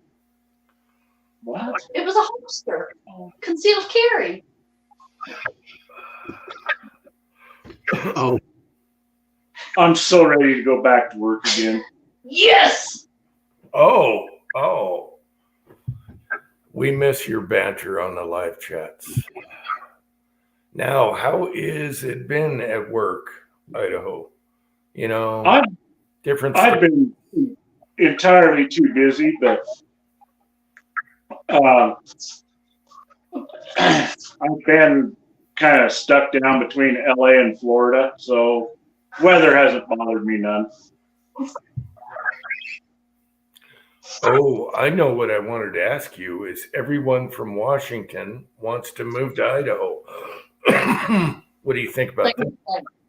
It's happening. There's the housing up here has just gone crazy. In fact, I got the appraisal on this house, and in years past, it's always been, $60,000-$70,000. Well, now we're talking about $300,000 for this basic ranch home that I live in. What it's been appraised at. Yeah. However, that is our governor and legislature went through and did some kind of tax relief that if you've lived here for so long, we're grandfathered back under the old tax rates. Good. That's good. So it's, which we shouldn't be penalized because everybody and their dog is moving to Idaho. Yeah. And that's from what I understand, as long as I keep the house, stay in the house, and don't sell it, I don't have to pay that tax rate. That is awesome. That's a good law. Because you know what happened to Washington, the same thing is what's going to happen to Idaho. Oh yeah, Colorado, same thing. Yeah, I've often told people, if you want an idea of what is going to happen to Idaho, go down and look at the Rocky Mountain front between Fort Collins and Rock Springs, Wyoming. That's what this Snake River Plain is going to look like. No, it already is. There's housing developments going up everywhere, and the sad part about it is, all the contractors that are doing the building, they're all from California. Yeah. They're used to strict building codes too. They're used to what? They're used to strict building codes in California, but it's probably the Wild West in some of those unincorporated areas. They're just throwing shit up, without. Yeah, and thankfully enough, Idaho doesn't have a lot of building codes. In the more populated areas, you do. But for instance, my county, the only building code that I got in my county, where I'm from, is get a building permit. They don't care what you build, just as long as they can tax you on it. And septic, that's probably the thing too. Yeah, septic. You're right, and and the piece of property that I bought up there that already was approved, and I've got the certificate on that. I don't think I have to update that if I build or not. I don't know what it is in Idaho, but they're good for 5 years here. If you're Are they? got an approved septic plan, you got to re-perk it if it. And you use the same plan. You just got to show proof that it's still the same perk. Right. Well, they should do some kind of law where they can vet the people moving there. Like start with how do you vote? Right. Well, I heard that California was trying to invoke some kind of exit tax on some of them people. Mm-hmm. Oh, Yes. exit. Yeah. Yeah, Mhm. Well, that's good for them. They get the money, but people are fighting it. So if you sell your I would property, like an entrance tax, to be honest with you. if you sell your property in California for $1 million and you go buy a $500,000 piece of property, they're taxing that difference. Yeah, that's BS. That's crazy. That exit tax, yeah. Yeah. I think it's been held up in court, but yeah. But, here in Idaho, before COVID, yeah, you could buy any house you wanted to for under $100,000. Just any house. But now, Jesus, I've seen houses going for $500,000 that I wouldn't give you that for ever. Well, before COVID, I could build a starter house between $90 and $95 a square foot. That's without property. Now I can't build one for a starter house, $165, $170 a square foot, my cost. That's just the price of materials that just went up that much. Materials, labor, and insurance, yeah. Yeah. Because a framer used to build here prior to COVID, $550 a square foot, first floor, $750 second floor. Now it's $850 and $10 for framers. Because if you're licensed and you're carrying the insurance rates have gotten stupid. Yeah. So, I can't speak to it. I know the policy I got on this house has pretty much stayed the same. I don't see it staying that way forever. But Well, I've had this restoration company for a year now. And here's what I'm seeing, and I'm dealing with somebody right now. I'm getting them a mortgage on a construction loan and a second mortgage because they were underinsured. Because they bought the house in 2014, wrote their policy then for $211,000. I can't build a house for $211,000. It was a fire. Jim's seen the pictures of it. People are underinsured. If you wrote your homeowner's policy before COVID, right now you are underinsured because you can't rebuild your house for what you're insured for. I promise you. Yeah, our insurance went up it because seems like I need to have a visit with my insurance agent on that to get more coverage on this. If your house is worth $3,000, it probably take $225,000, $235,000 to build it. Right. that was the excuse they gave us. We can't build it for that, insuring your house. So they bumped it. Oh, exactly. With taxes, property tax, whatever, it's like going crazy. But then again, the value went up. So it's a double-edged sword. Yeah. Yeah. And Well, no, I don't pay the insurance anyway, so it really doesn't matter. I'm kind of got a weird deal that I got a trust fund that I'm the executor of, mm-hmm. and the house is part of the trust fund. I just basically have to rent the house for myself, Right. so to speak. So, but the trust pays the insurance and all the other stuff. But yeah, if you wrote your policy 4 years ago or more, then you need to talk to your agent about adjusting. Because if you have a catastrophic loss, a tornado or a fire or something like that, they'll pay off your mortgage, hand you the balance, and tell you good luck. Yeah. Well, it's just how we don't have a mortgage on this house; it's paid Right. for. But like I say, but it's part of a trust. Yeah. Well, that's a smart thing to do these days. Yeah, I've got a special needs sister, which her only limitation in life is she can't have it work for a living. So I don't want to dive into that. Right. But she's on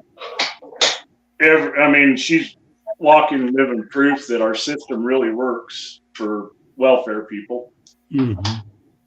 But as far as the disability end of it, in order for her to maintain that, there's only so much that I can do for her or give to her, which isn't very much, so she maintains eligibility. Yeah. That's why a lot of seniors, they call it spending down. Otherwise, they're not going to qualify for Medicaid and things like that. So they spend down their wealth, but a trust protects you on all that. And that's what my dad did. Is we just went ahead and decided, to put the house in a special needs trust. That way, if he got any more need of Medicaid, Medicare, and all that other stuff, which luckily he didn't, they couldn't take the house. Right. So it works out. It's just a pain in the ass. I got to deal with a sister who. It is what it is, brother. Yeah, family's family. Sorry to hear that, Idaho, man. I'll tell you what, there are certain hurdles in life. You just got to navigate them. Yeah. Well, and that's what I do. And I'm thankful that I've got the opportunity to, rent the house. And I pay a fair market value. I have to. That was set up between, me and the lawyers. Well, you but can't on the give other it away. side of that, what's that? You can't give it away. No. You understand? They make it so you can't give anything away anymore. Right.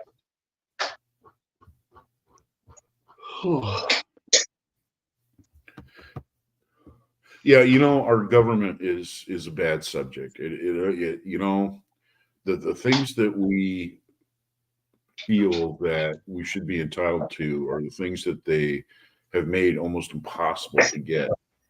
They want to make it a chore. They want to make it unbearable for you to go It's through. complicated. It's bull Is crap. the word I put. It's bull crap. It's absolute bull crap. And you living in Idaho, okay, I live right next door to you. I live in Washington. And, with Inslee and his cronies, I mean, you've seen what they've done to our state. I mean, you witnessed that. I mean, you can't buy an M1A magazine here. You can't buy an M1. You can't buy, an M1A. You can't buy an AR-15 anymore in Washington State. You can sell one to a gun store and they can put it on, gun loaders or whatever and sell it, over the internet, but they can't sell it to a Washington resident because we've got that guy Inslee in there and he seems to think he knows what's best for us. It's garbage. I see what the liberal agenda has done to Portland and basically all of the Seattle area, SeaTac and Yep, that whole strip in there, I-5 corridor. Oh, yeah. Now that the leaves are off the trees and you look back in the woods and see all the shanties and stuff, that's just insane. You know what? I look at it this way: when they came out with that sanctioned state where homeless people and you can't move them if they build their little tent city off in the park or whatever, you can't move them off or whatever. When they started that, people combated it. Okay, neighborhoods and stuff like that. With reason. So when they came out and said, well, you can't move those people. Okay, they have the right to go ahead because they're homeless to set up whatever they need and that sort of thing. Then my whole thing was like, okay, so all of our House of Representatives, they're in Olympia, they need to provide their addresses. And guess what? They can set up their tent cities across from your house. I know. Let's see how that works. Let's see how fast the State Patrol and the Washington State National Guard is out there loading stuff up in trucks and stuff all the way. You watch. That's what kind of bastards we have down there in Olympia. Did you see the story? I think this happened down around Renton. I'm probably not saying that right. Yeah. The guy went and stole an excavator off of a construction site. And he drove it into that Walmart, hillside, and dug himself out a dugout in the side of the mountain. Yeah. They arrested him. The next day, he was out of jail, back building his little dugout in the side of the mountain, and they can't move him out. Yeah. There was that other one where the guy took the excavator and drove it through a Walmart, and all his buddies went in there, and they ripped the place off. They came in, they arrested him, but since they were homeless, they had to let him go because they were in a desperate need of situation. Unbelievable. Now, is this the real Kyle Lusk? Yeah. Is this what? Is this the real Kyle Lusk? Yeah, we had the fake troll Kyle Lusk. Kyle, Jim there's keeps on the button to get the Beans and Franks off the screen. Kyle gets off work about now. So, Kyle, if you want to come on, just make sure to show your face moving. He's got a wrench, so that's probably the real one. Speaking of real, I'm not talking about what you just said. I'm talking about real Beans and Franks. The next door neighbors, they are Kentucky folk. Okay, so they're out there right now. They got the country music playing, and they're doing their hot dogs and beans and potato salad and everything. They got a bunch of kids over there and everything. This is a really nice day. It's so nice. I live in such a nice neighborhood. I really do. And I'll tell you what, Danielle and Zach and those guys, they're great people. If I need any, all I got to do is just mention it. Danielle and Zach comes over and takes care of it. It's great. I mean, they're just great people. I live in a great neighborhood. I really do. I really am blessed. I really am. Man, I'm hungry. Quit talking about good food. Hard not to, man. Marvin's here. Every time I look at Marvin, man, I want to get in the kitchen with him and start stirring some stuff up. Have you ever tried, Marvin, have you ever tried creamed potatoes, carrots, and peas? Have you ever had that? It's an old German recipe. Creamed potatoes with carrots and peas. That would be. The preacher would give me hell for saying that, putting the peas and carrots. Well, the thing is that you steam the potatoes and the carrot, and you get them fork tender, and then turn it off. And then you start a white sauce with milk. You make your roux, and then you bring it up with milk and everything like that, and then you add your peas to that, and then you stir it up until the peas are nice and cooked. Okay, about 10 minutes, and then you pour that over the top of the potatoes and the carrots in a bowl, and then you serve that with salt, pepper, and I'll tell you what, it's a great alternative to mashed potatoes. Well, there you go. Yeah, it like I said, it's an old German recipe that was handed down through my family, and I make it every once in a while. And people taste it, and they're like, "Man, what is this stuff?" And well, it's green peas, potatoes, and carrots, man. I made glazed carrots, and for Twine did pork chops with fried apples and glazed carrots for her. Good side dish for that. It's good side dish for meat that you don't know what else to serve with it. That goes with about everything. Yeah, that goes. You got a loaded tray for me? I can see two green ones right there behind you. Look at Jim. Look at that. Oh, look at that. Primed and ready to go. Yeah, prime, charged. Now I just got to. These are the 4.8 to 4.9. We'll put those in the. No, you. All right, well, what are you going to charge them with? Unique. Unique, yeah. What's he loading? I was talking with the boy. And I'm doing 124 grain hollow point bullet. Snag him here real quick. 9 millimeter. Yes, sir.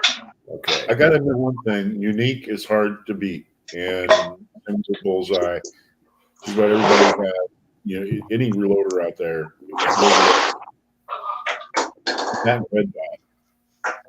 But for 9 millimeter, my favorite is AA number 7 or HS6. The only thing I'm not liking about the Unique is I'm using the RCBS powder thrower.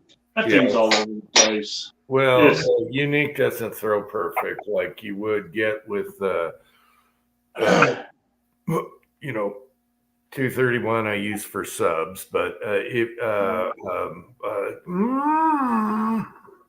one that eats powder coating. Gosh, I went brain dead. Welcome to getting old. Cheap powder that eats powder coating. Yeah, these are just I don't know if you can see them there or not. They're Acura bullets.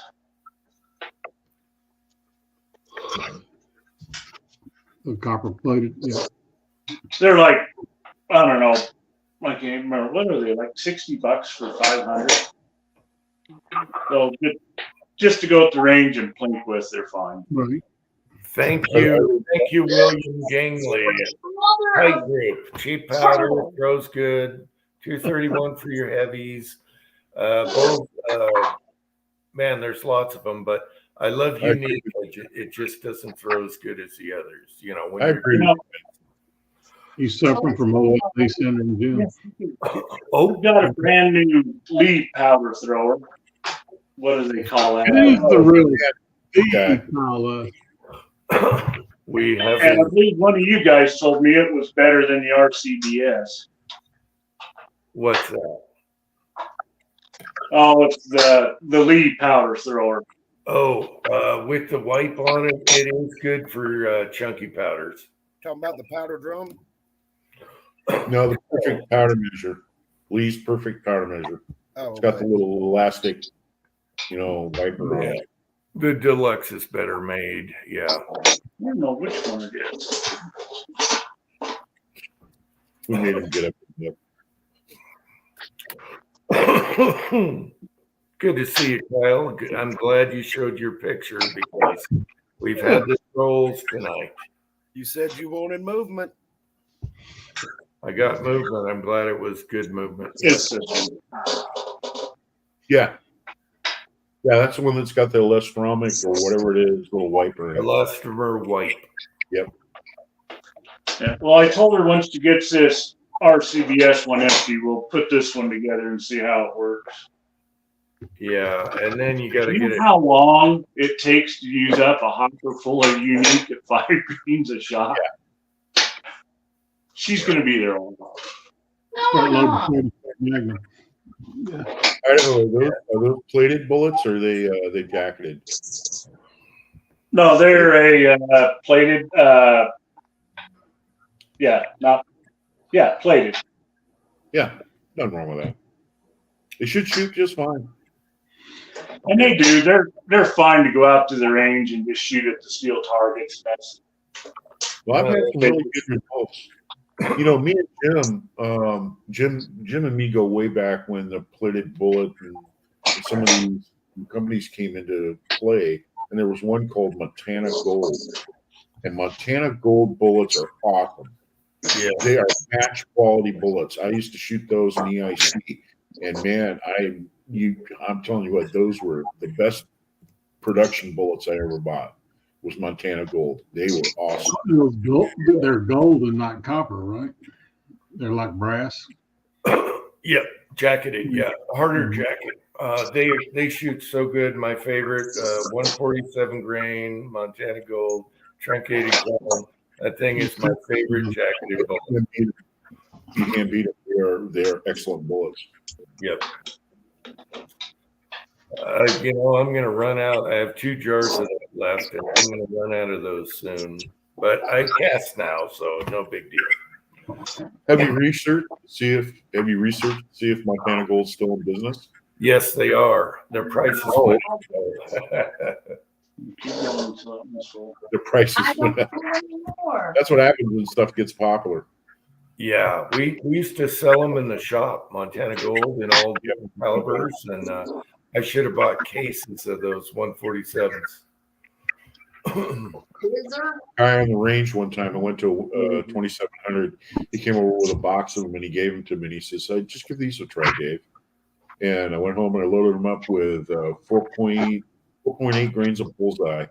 And man, I tell you what, a huge difference. I was using Remingtons before that, and they just didn't measure up to the Montana Gold. The Montana Gold, they just shot really good.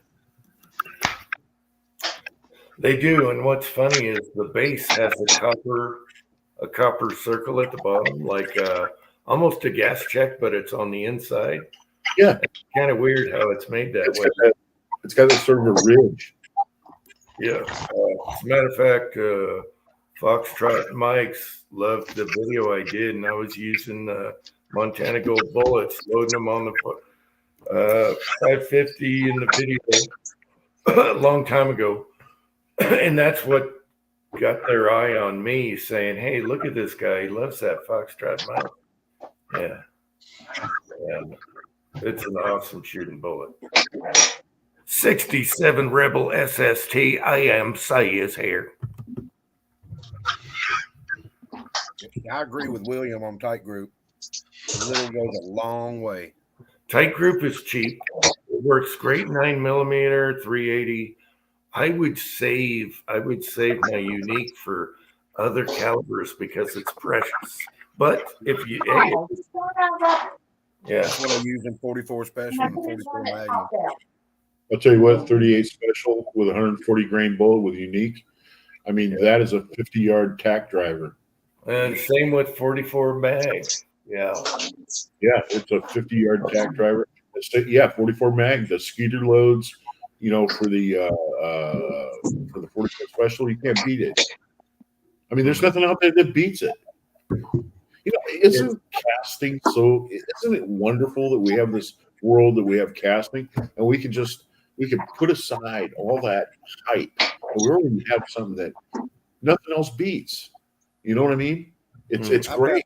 got three boxes of, I think they're Missouri Bullet Company 9mm and like 2 boxes of 45s under my reloading bench that I haven't touched in about 5 years since I started casting. Good night, Tack Rabbit. Good night, Echo Rabbit. Thanks for coming by. Good night, man. Hey, what's your preferred overall length on 9mm? What fits in your plunk test? Yeah, it's different for different barrels. What gun are you using? A high power? These are probably gonna be shot out of our SIGs, but it's SIG Okay. and You have a longer overall length on a SIG than you would a high power. I used to have all this stuff memorized, but I'm glad I took notes. Yeah, make up a dummy round. Make sure they plunk and just go until I've got a Browning barrel here, and we pass. it's not going to pass, right? Oh, it passed. Oh, it passed. Okay, what's the overall length? You only really, it's a 124 anyway, 125. So 147, you got to start looking hard on all your guns. Have you ever had any issues on just feeding out of the magazine just because it fits in the magazine? Sometimes a longer seated bullet, shorter seated bullet will hang up. Have you ever had issues like that? No, because I go to my chamber, not the magazine on the pistol. So, right. Yeah, it's the chamber because my CZs will not accept a round that the others do. And you just got to plunk and find a happy spot for all of them. That's why I ask you about the high powers, because they're before the CZs as far as overall length needs shortening. And then the CZs like the worst one in the shortest chamber. Did that when it went down. I didn't mean to.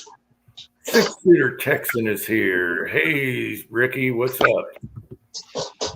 About how long it takes to empty a powder hopper with Unique. Try doing it with 3.5 grains of tight group. Yeah. Another beer? 6-shooter Texan, did you get your wife's pistols back?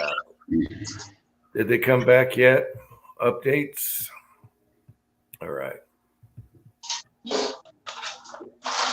Just curious, George. Curious monkey.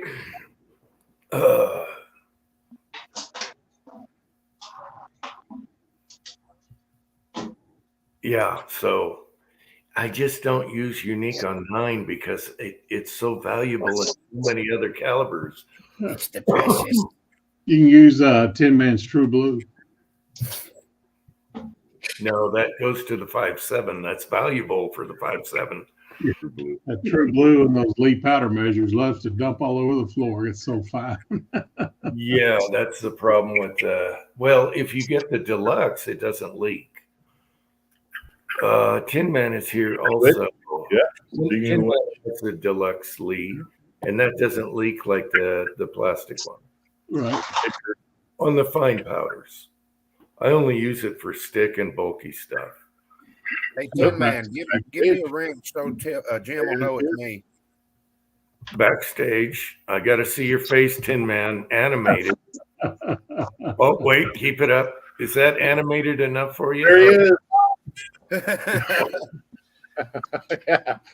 We're good. I got that animated for you right here. Got a whole pocket of it. That way he knows that it's Get in the pocket. I'll get you another one. There it is. What's up? Kurt, did you hear me? I did not. Give me a wrench. That way Tim will know, or Jim will know it's me.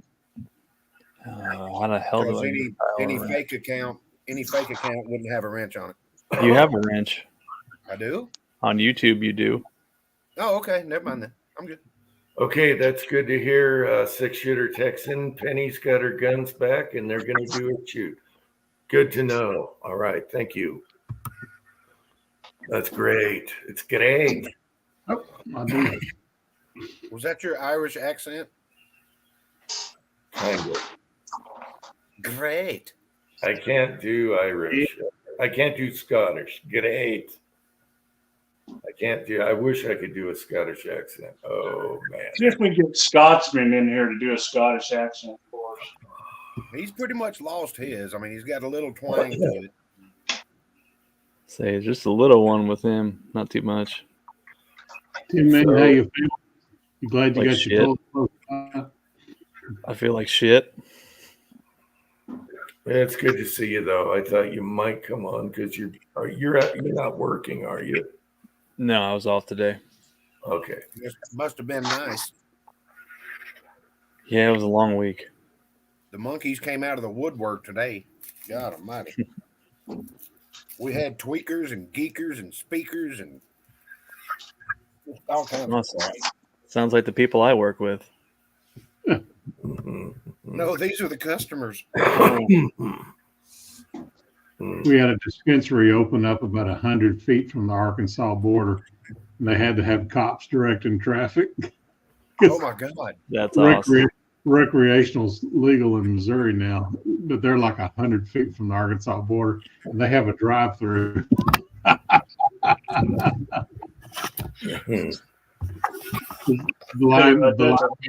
the laziness right there. Who'd have thought the days to come when you go through a drive-through and pick your pot off a menu?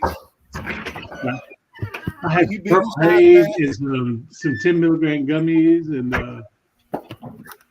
What do you think? Well, I put some lime in it. I like it. You put lime in your banquet beer? Yeah. So, Tin Man, did you ever get? I really don't know, but you shouldn't question that too much because I love you. Oh wow! Sorry, come again? Did you ever get the other pilot from Midway that was taking too long? No. Oh my gosh! Really? wow. Cowboy. Thought you were a real man. A Marine. No, maybe it's in the mailbox today. I haven't checked, but let's see. You get the I worst. gotta scroll way back to find that email. Tin Man has the worst luck with Midway. I'm way out in the boonies, 3 days. You And know? you're 4 hours from them, Tim, man. Dude, yeah, usually Midway's pretty good with me. This time is awful. I dang near order stuff from Midway in the morning when I'm at work, and it be on my porch when I get home. Estimated delivery Monday, March 18th. I ordered it March 4th. God. Okay, here's something funny that made me laugh last night. Where my son wanted to put a grip on Mr. Snubs last night when we put them together, and I said, "Why do you have an extra one of these?" And he said, "I ordered one, but they took too long, so I ordered another one." And I thought of you. Yep. That's going to be a record 14 days. Yeah. Yeah, you could have walked with me and back by then from your house. I know. It's crazy. HIPAA is here. Hey, HIPAA. I think I might just tell, well, shit, no, it's coming USPS. You want to know what's really funny? Is they sent that, and the service that they sent it through was Mail Innovations Expedited. My ass. My ass. Oh, they're shipping it next day snail. I hope they don't use that on me. They use what do they call it? UPS something. Mail Innovations. It's when yeah. That's what I You're got. partnered with the post office. It sucks ass. It must be your location because I get them so fast, and I can't believe it. Dude, I don't know. I don't see how my location would have anything to do with that because hell, it sat on the loading dock for a week and a half before UPS even picked it up. I don't know. Yeah, that's why I ordered from Midway. I get it. So I don't know. Colorado. Whatever. Oregon. I got it. I got my neck turning done. It worked, and all the brass is right here. So Yeah, there you go. There you go. It's like pulling a sliver, figuring something out, and you're frustrated, and then all of a sudden, bam! Yep. Good. This is Good news. Modern convention. Does anybody know what shell holder 22 long rifle uses? no, I'm gonna do some case Yeah. trimming just because I love it so much. None I'm yet. gonna trim all my used 22s. Double on. a 22 long rifle. Shell holder. No. Bad. Actually, I can't reload them, so but I just Yeah. love them. well, there's guys that have loaded 22, so you might want to check them out. Just stuff them full of lead and swage them into bullets. where you ground up matches and acetone and all that. I ain't doing that. Yeah. Cold-hearted bastards here. I'm sorry to hear about the ranch being sold. That's so sad. You said no. Oh, that was loud. Thanks to Uncle Jim, I'm loving this stuff. I held that up and you said no. G96. Quick and easy. I love me some G96. I had it in a video, but never posted that when I was cleaning a revolver and just wiping her down with G96. Yep. You guys ever use your dry tumblers anymore? For powder coating. I would, if I kept them. I sold 2 during the move because I wet tumble now. But if I kept them, I wish I had one still. Just, yeah. They work very well for removing case lube, and you don't have to dry them. Yeah, well, you might get the media in the primer hole, but yeah, It'll be fine. The primer will clear that out. That turned it into that passed. Yeah. Hell yeah. There, it's in the sig barrel.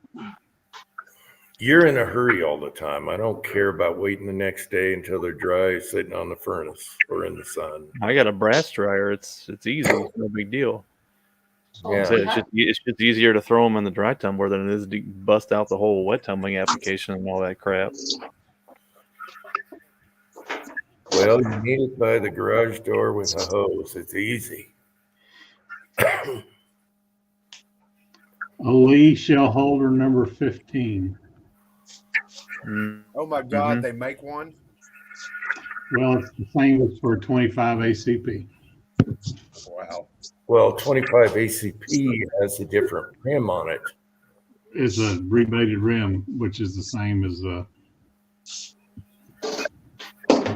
Do they actually list 22? No. well, I just went into a forum and they said a Lee number 15. So if you're pulling bullets, it works just fine. All right, the guy's using. Okay, gotcha. Oh, God. Pulling bullets, I just use a pair of pliers on a 22. It comes. Your fingers can pull them out.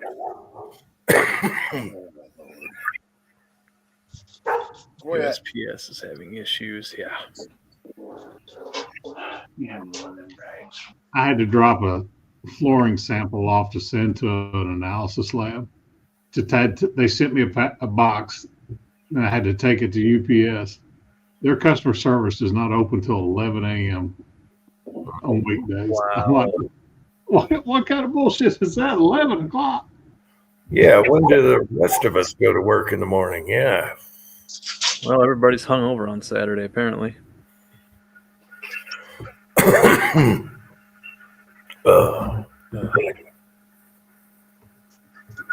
gotta pay. I'll be back. All right. You got a tinkle? I gotta pay. I want to go home. If you sprinkle when you tinkle, be a sweetie and wipe the seedy. So Pat Dude, didn't get on the chat now that he's driving. Yeah, I saw Pat was on a little bit ago. I'm never taking amoxicillin again. Yeah, you need to tell your doctor what it did to you. Dude, this has been the worst 8 days I've had. God, a long time. It feels like all the food that I eat just sits in my throat and just doesn't go into my stomach all the time. It's awful.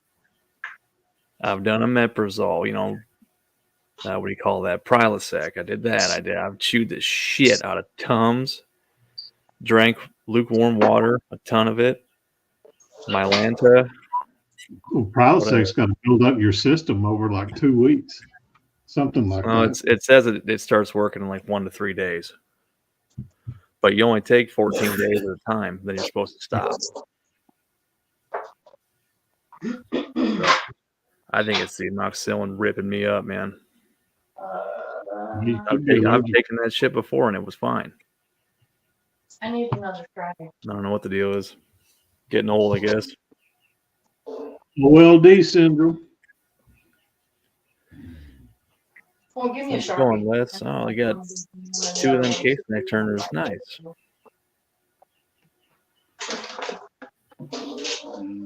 Yeah, Papa's place is looking to do some neck turning. I've been talking back and forth. I was going to ship him my hand case neck turner for him to try it out before he buys one, but he apparently found a couple on eBay that were homemade. He's going to give him a shot.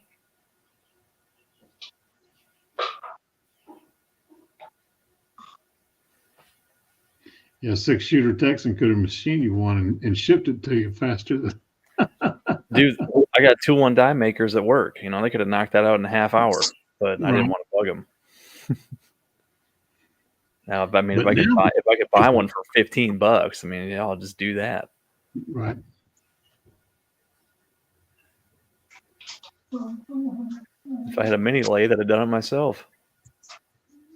Harbor Freight, $200. No, they're $500 now. Oh my God, are you serious? Yes, I looked. But you can buy a lot of pilots for $200 or $500. No shit. Bidenomics at work. But people are making more money now. Yeah. They're earning 10% more and spending 20% more. I'm earning 50% less and spending 20% more. Hmm.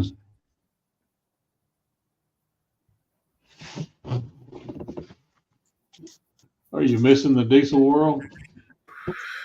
I'm missing the money. Yeah.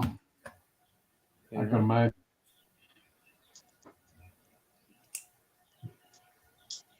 Hell, the only thing paying good around here is an EV battery making company that only hires Koreans. And Pretty sure you can sue for that. well, the only Americans that are working there are the people building the building. Yeah. You get probably 30 or 40 Koreans a night come into the store. Hey, you want to be on YouTube? You want to be on YouTube? Okay. She's getting some whiskers. Some gray ones. Yep, she's getting a little older. Then you got Google over there. 10 men's girls will hit puberty and his beard will turn white like ours.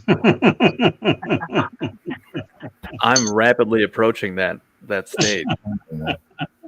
A good portion of the hair on my body is turning white. Kids do that to you for some reason. I got a big streak right here of white hair.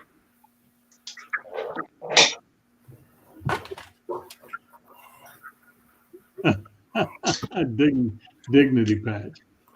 You need a skunk stripe. Right, David? Right? I thought you wanted the. Why don't you give it? Taking azithromycin almost killed me. Yeah. So you already know. Occasionally check. No. All right. Oh, there goes my camera. I just want to know what the hell you spilled on this thing. No, not that camera. Come on. Come on, Leon. Come here. It's Come here. in purse. It looks like grape jelly. I don't do grape jelly. Here. Where's that brush ball? Where's the brush right here? I got it. I had a PB&J for supper. I'm trying to stick to bland foods. Oh, she did her concealed carry out of her purse, and it's just caked in some kind of shit on the side of it. Rub it down with the 96. That's what I'm doing. She won't clean her own guns, and so why That's your should I? job. Why should I make bullets for you to shoot if you're not going to clean your own gun? That's your job. Just don't use an onion, right, Ozark? That's right.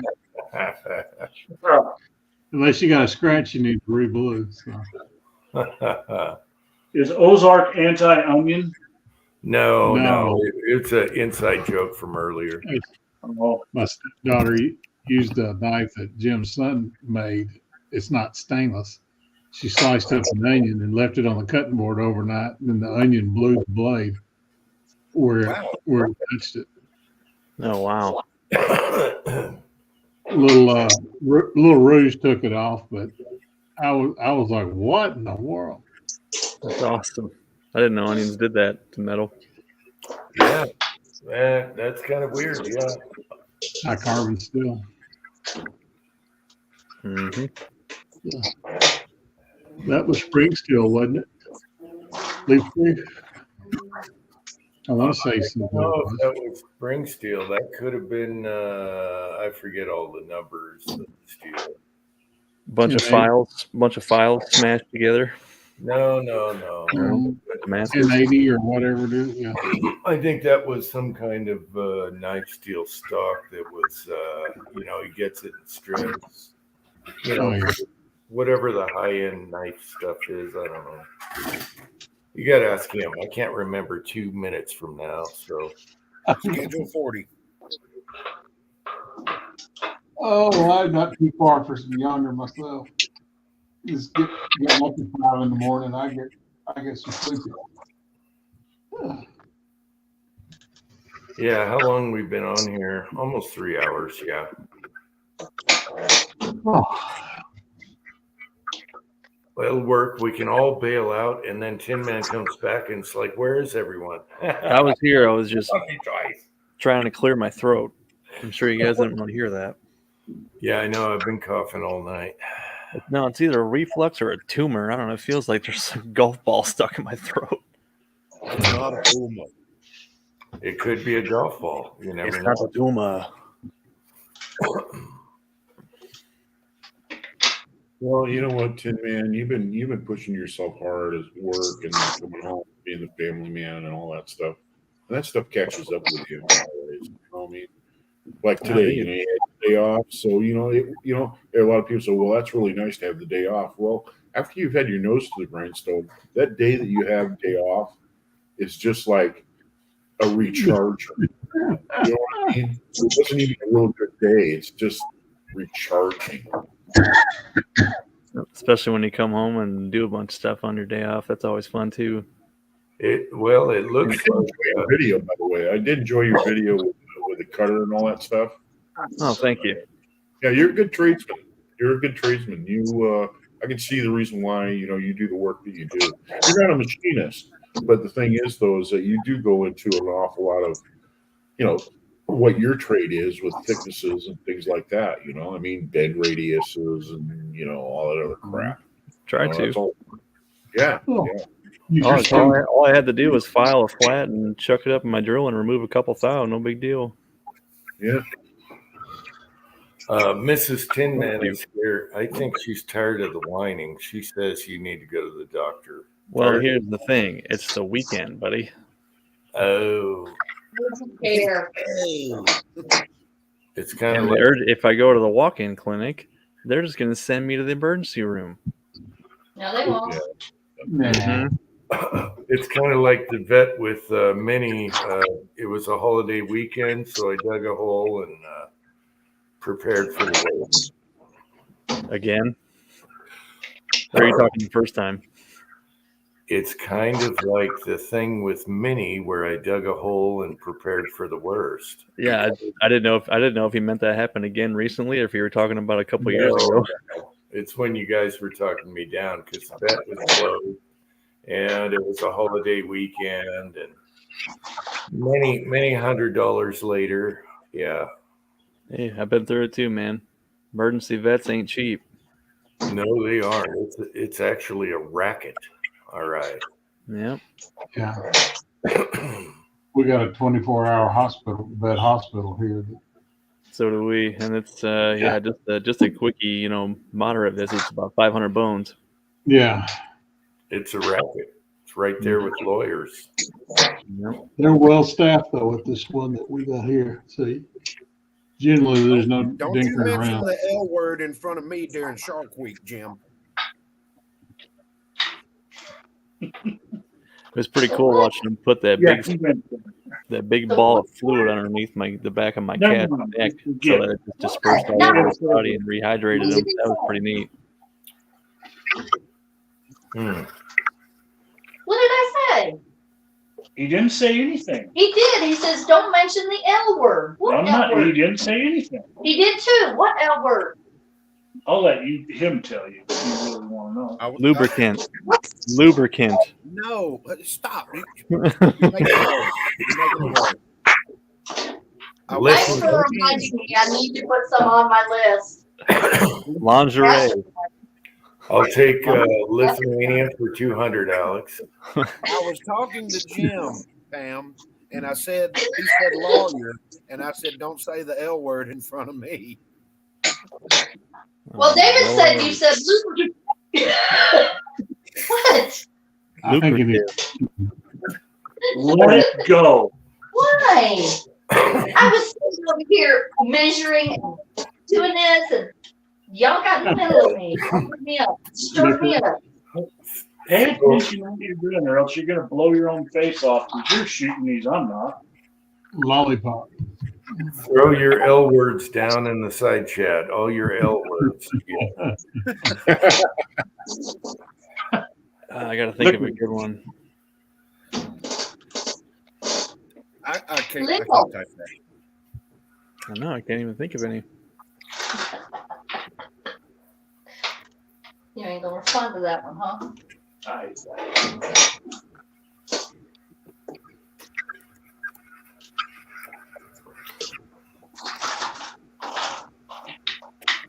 Yeah, Tin Man, can you believe it? We didn't do a St. Patty's Day night. Yeah, where the hell's your green? I What the know. hell? But I figured had my St. Patty's necklace off because everybody's being poo-poo heads about it. and I figured I'm 5 seconds away from the gear. So there you go. Hobby's Hobo wins. Yes, yes, it does. No, not that one. Yeah. What about it? Oh. Hobo. A poof. How did I not think of that word? Lesbians. I'm just glad I can't see the side chat. And Well, hello, everybody in the side chat. I can't see what you're saying about me, but I'm sure it's all pleasant words. Tin Man, it makes you wonder who thought of the word lesbian. How did they come up with that? Yeah, I don't know. If that's rooted in some other language or what. We should Google it. How the word lesbian became. You know, if I had to guess, it would be Greek. It was the Greek god of no, it'd be the other. The Greek god, I forgot he came up with. How do you know this? I wanted to bring something up. Tin Man, you have my email address, right, Tin Man? Yeah, man. Go ahead and give it to Jim. And Jim, if you would, go ahead and write me an email as a test, and that way I have your email. And then, you know, if I ever need to email you something or whatever, I can just email you. Because I don't have your email address. Is it still the one that starts with an S? Yeah. Okay. And it's 633. The word lesbian comes from the Greek name islands Lesbos, where Subarus were invented. I knew it. Wow.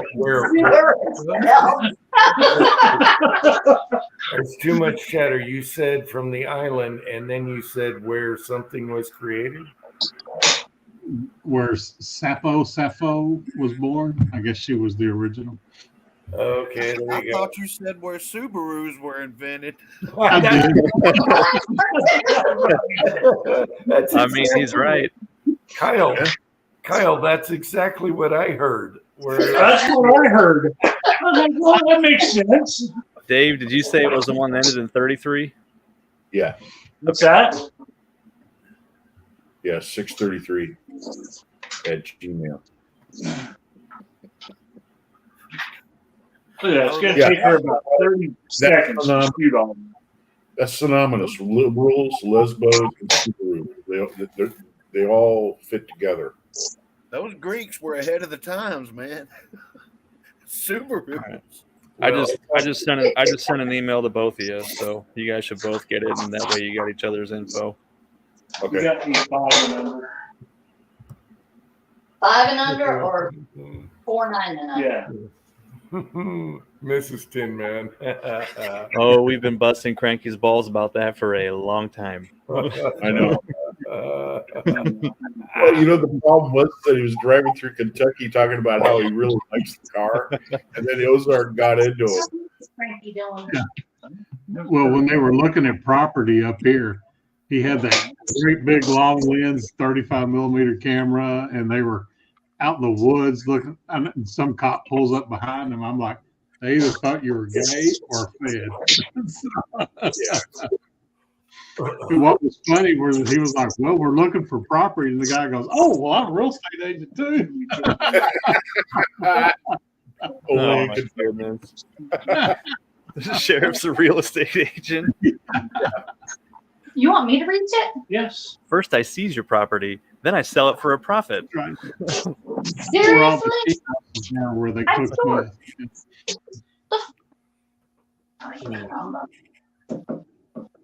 Ow. What do you get? Back rub? What's going on here? No. She's getting on the boots.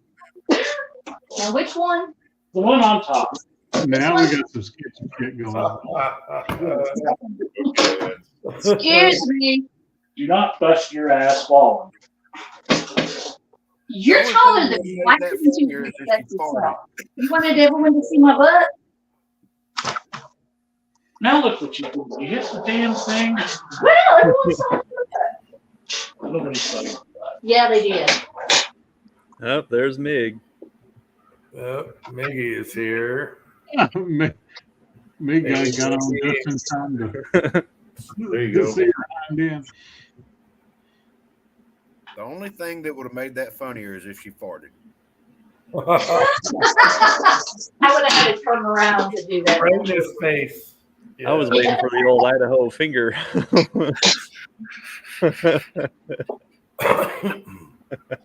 The old Idaho onesie. Don't give her any ideas. I already had it.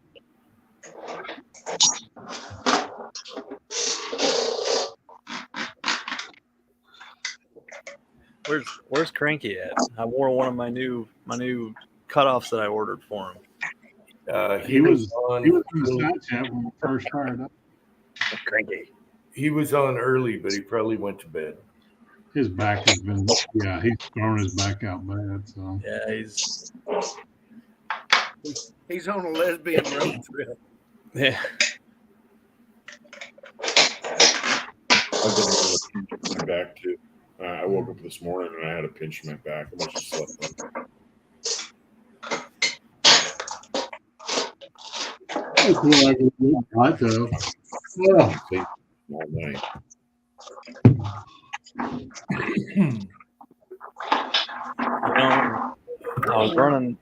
I was finishing up running cases through that neck turner, and I could tell which ones were not Lake City or Federal because I removed a lot of material. It's like, ooh, that was a thickie. Yeah. The Lake, Some You're other. not used to picking. So. Yeah. the Lake City. Lake City was thick. No, what was it, a Federal? Fiocchi? I probably took Fiocchi. 4 thou off of the Fiocchi press. Yeah. That's because it's thick where it wasn't meant to be done. Yeah. Right. You know, Oh, Jim, I've been thinking a little bit about PPU that's real thick. I think that's another one. Yeah. PPU? Yeah. Or what? Yeah. Shit. I can't remember. I'm about to have a PMC? No. It's is it the Israeli PPE? Anyways. no, it's IMI IMI. or TZZ. Yeah. A lot of these it'll took material off one side, but you see not the other, so it wasn't real, it wasn't perfect. Yeah. But it always took material off right by the shoulder, so that's where it started to get thick. It was right near the shoulder.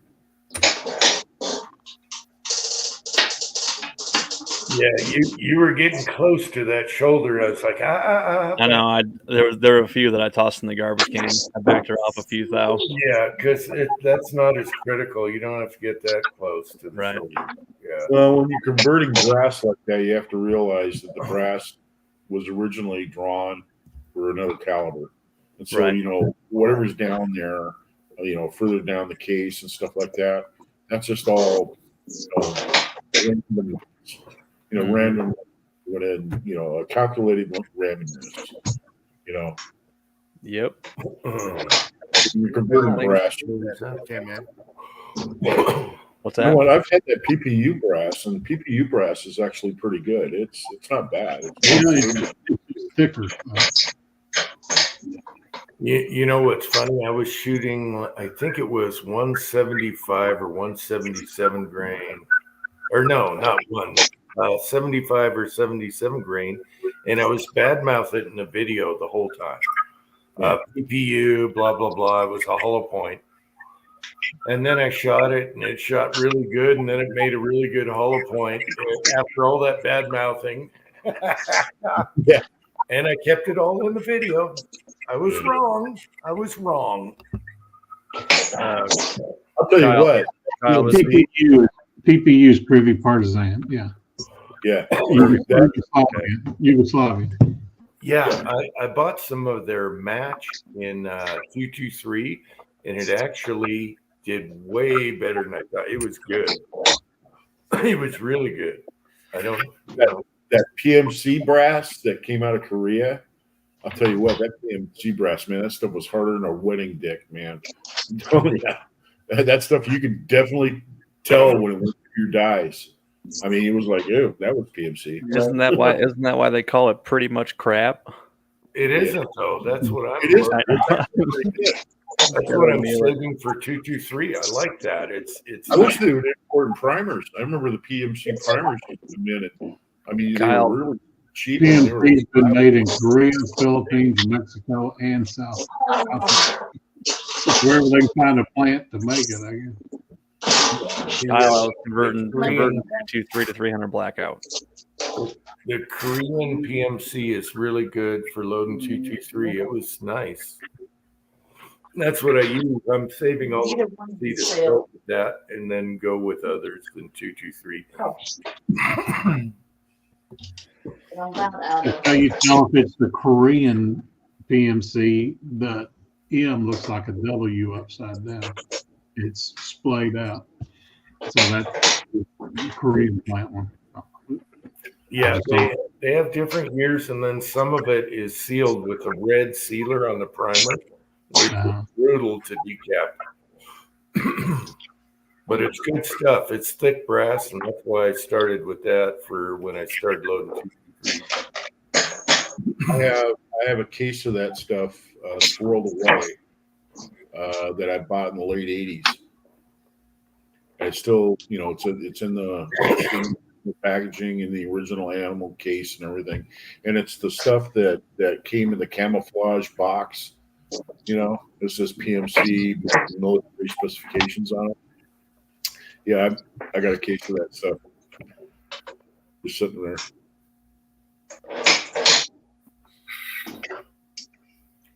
Yeah, no, it's nice thick brass. It's good stuff. I like it for 223.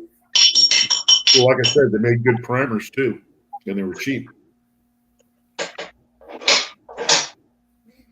And they made, well, their 30-06 wasn't my favorite for the Grand, but it worked.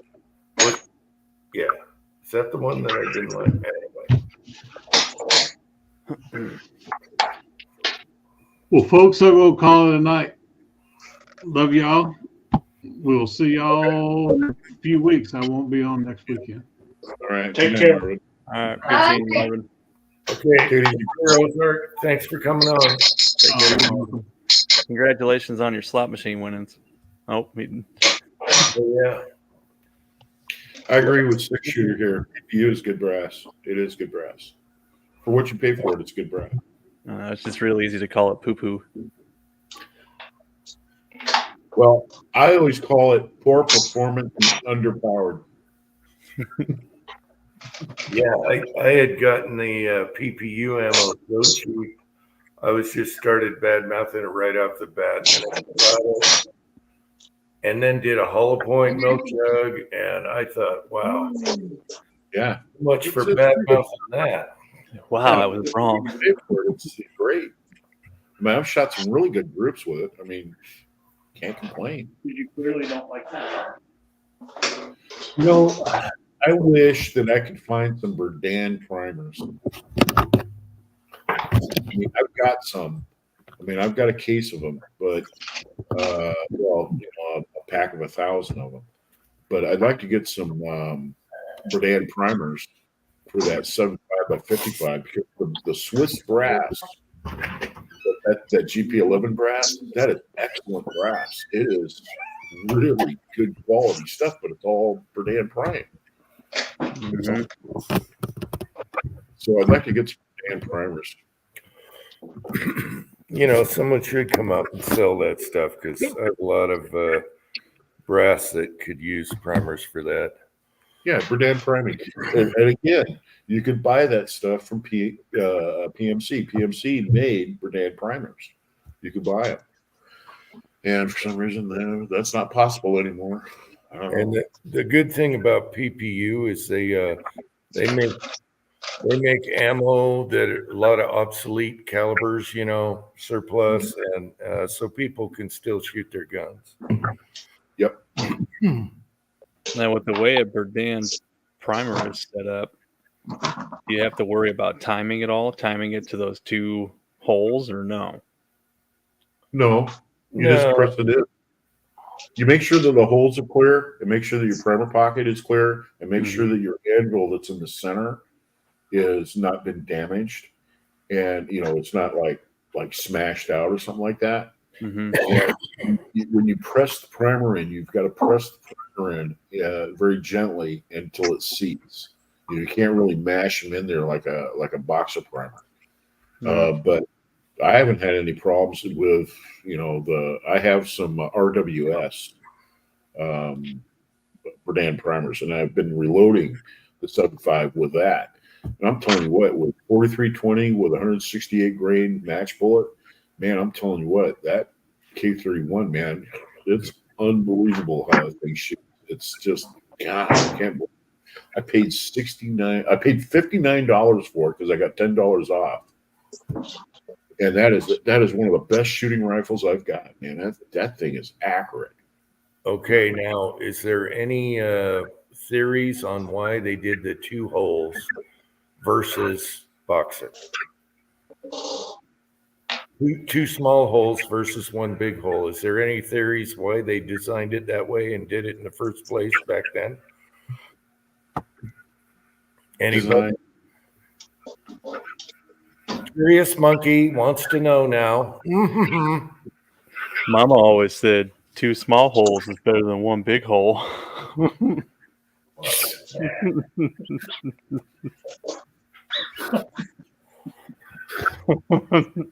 Hey, that's how you really feel. Don't hit me.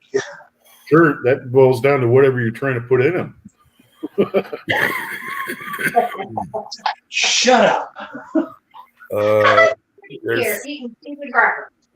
question for Tin Man, but he walked away. So No, I walked away to grab the turner. I think what it boils down to, there was 2 different inventors there, and one had one theory about how to do it, and then the other one had another theory on how to, position the anvil. That's it. And I don't think there's an advantage between the boxer or the Berdan. yeah, Really. But like communist countries like it because, well, it's a pain in the ass to reload. I have a bunch of it right here, and I can't reload it because All quality brass too. yeah, I'm saving the brass. I mean, people convert, but I think you need like a little gasket around the primer if you drill and convert it. Oh gosh, I don't want to do that. Wes, the answer to your question is 0.561.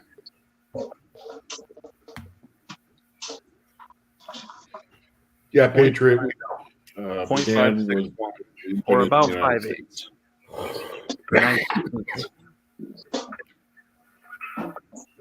9/16 of an inch.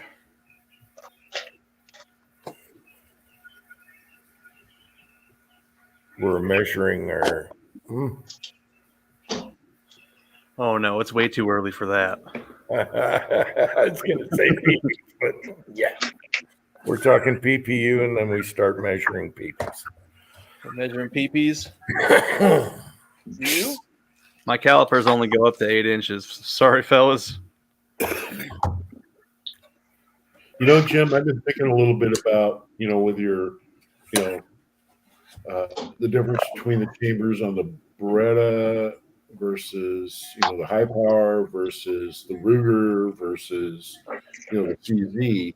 And I think that CZ figured it out. Okay, that this is where you want to see your bullets. This is where you want to have your headspace, and this is where you want it.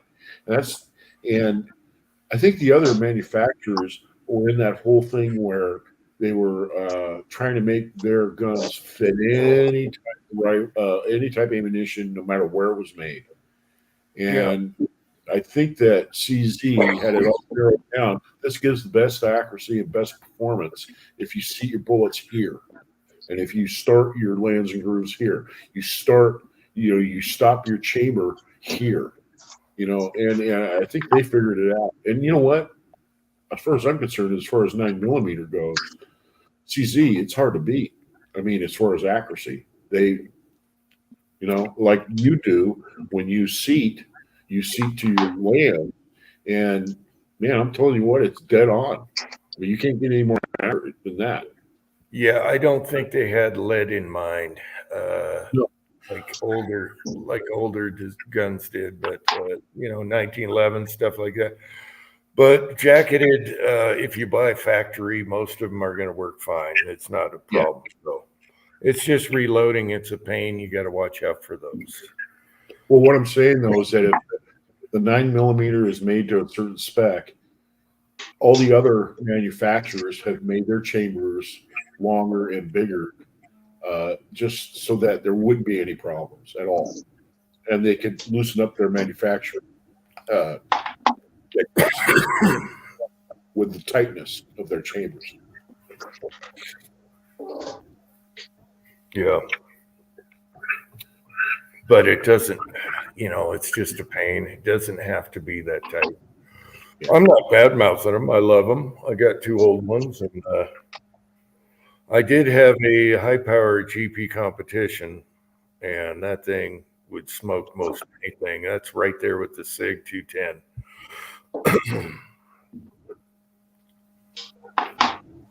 Has anybody ever bought one of them SA-35s yet? What's that? That's the Browning knockoff, that SA-35 that they made without the magazine disconnect. And Oh, tweaked on it. the Springfield. What's Right.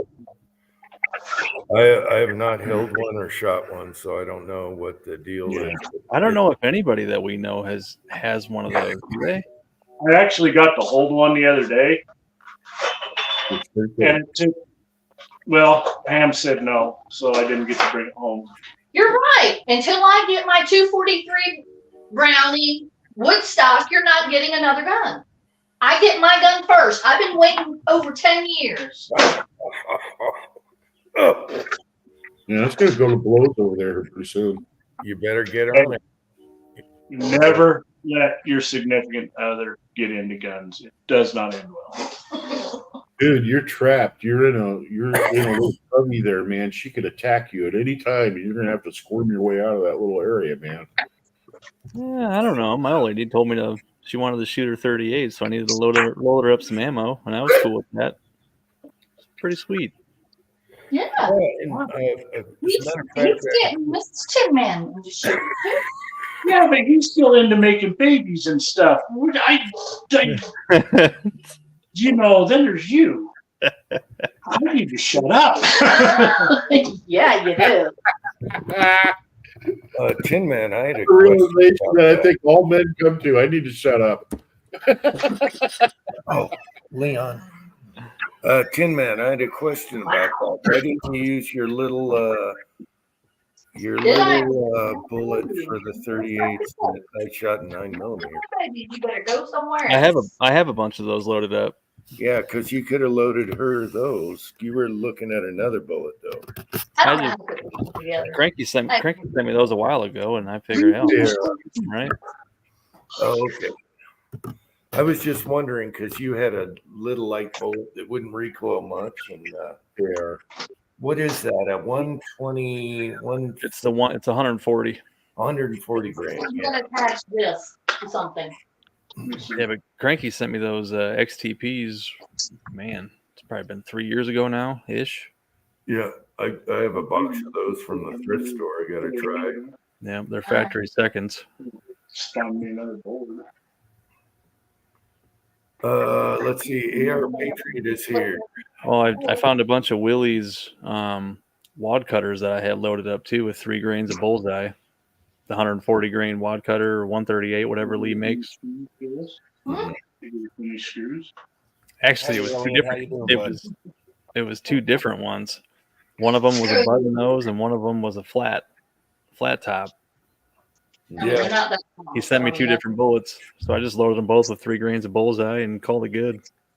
Yeah. I have the 6 cav in the button and the OHAS in the wad cutter. Mm-hmm. Yeah, those slip can 38s, they shoot pretty good. Yeah. I like them because you don't have to worry about volume. You're stuffing it down the case, and you can do like when you want a light recoiling bullet. Wad cutters are the way to go. Yep. And they're accurate, and they leave perfect round holes. I know it's funny. It's funny looking at the target after you shoot them. The holes are perfect. Yeah, they do that. Thorax can tell you for bullseye, so you can see your score. Yeah. You see your score perfectly. Thousands of gold medals have been won with those bullets. They are very accurate. It takes a lot of follow through when you are shooting at that low of a velocity with that recoil. I mean, one little slip of your sight alignment, and you're going to throw it right out. It's not forgiving, and it's a good training aid to shoot 38 wide cutters because it forces you to follow through with your shot all the time. Every time you have that in your mind when you're shooting after a while, it's a good training for you to develop your accuracy and marksmanship skills because it is a low pressure round. And like I said, one little slip up on the side alignment, and you could throw it completely down into the 5 ring and not even know that you did it. So you really have to do your follow through with your shot. Yeah. And a Smith and Wesson K38 and a wad cutter is a wonderful thing. That's my regret about buying the LCR. They make an SBR with a hammer on it, so you can shoot single stage. I wish I would have got that one. I couldn't find one. Dry fire. No, I know. I mean, I understand, but it just would have been nice if you're trying to, target shoot. I know, but that's a little pocket pistol, so no snag, no hammer to snag. Right. It's nice to have the option, but in a 3-inch, I could see the hammer being on it, which they make, but on a snub, you're just pulling that trigger, saving your life. Right. I'll tell you what, a Model 10 heavy barrel with a 4-inch barrel, you load that up with wad cutters, and I'm going to tell you what, that is a great training aid for shooting in accuracy. And, those Model 10s used to be cheap. You used to be able to pick those up for $200, $250. But now, man, any of the older ones you find, they're like $400. They're expensive. And that's one of my favorite K-frames, and they're never loose because all they do is shoot 38. Yep. Model 15, excellent pistol. It seems like every time you look at one, they're tight. They lock up good, and it's because they're 38's not 357 in a K-frame. Right.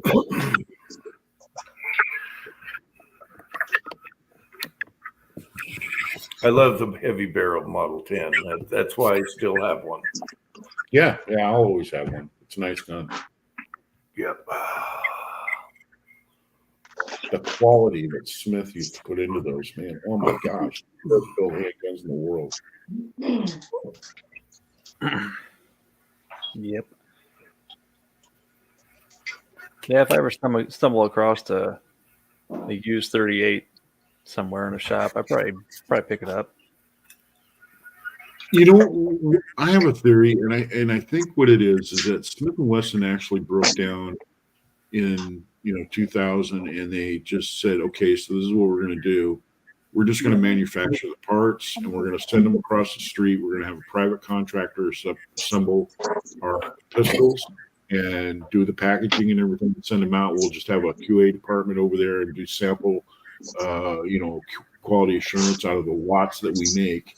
And that's the reason why they have so many problems with Smith & Wesson pistols now, because all they're doing is cranking the parts and sending them out to this place across the street that, bored housewives, college students, senior high school students, people like that are working, and they just put these things together, and they got little jigs to kind of check them out.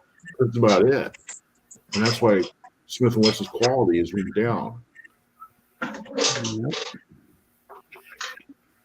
All in the name of, we're stay competitive.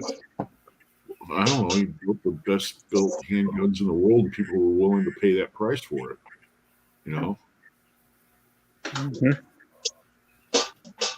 Just to greed, making us accept. Always keep an eye out for some of the trading dad's gun in or whatever. It's a Model 10 or a Model 15 and 38 K-frame. And then there's also police trade-ins. They might be scuffed up looking and terrible, but they'll be tight. Yeah, my Model 10 it was owned by the Israeli Air Force. It's got the Star of David on the bottom of the butt. That's awesome. It was actually a pilot's pistol that he put in his, his shoulder holster. Went out there and flew. That was who makes the M200? Is that Taurus? I think that's that one comes up. Or is it Rossi?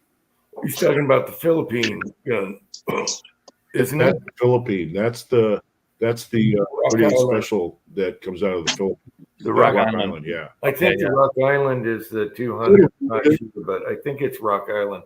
I would avoid it. I look for just the one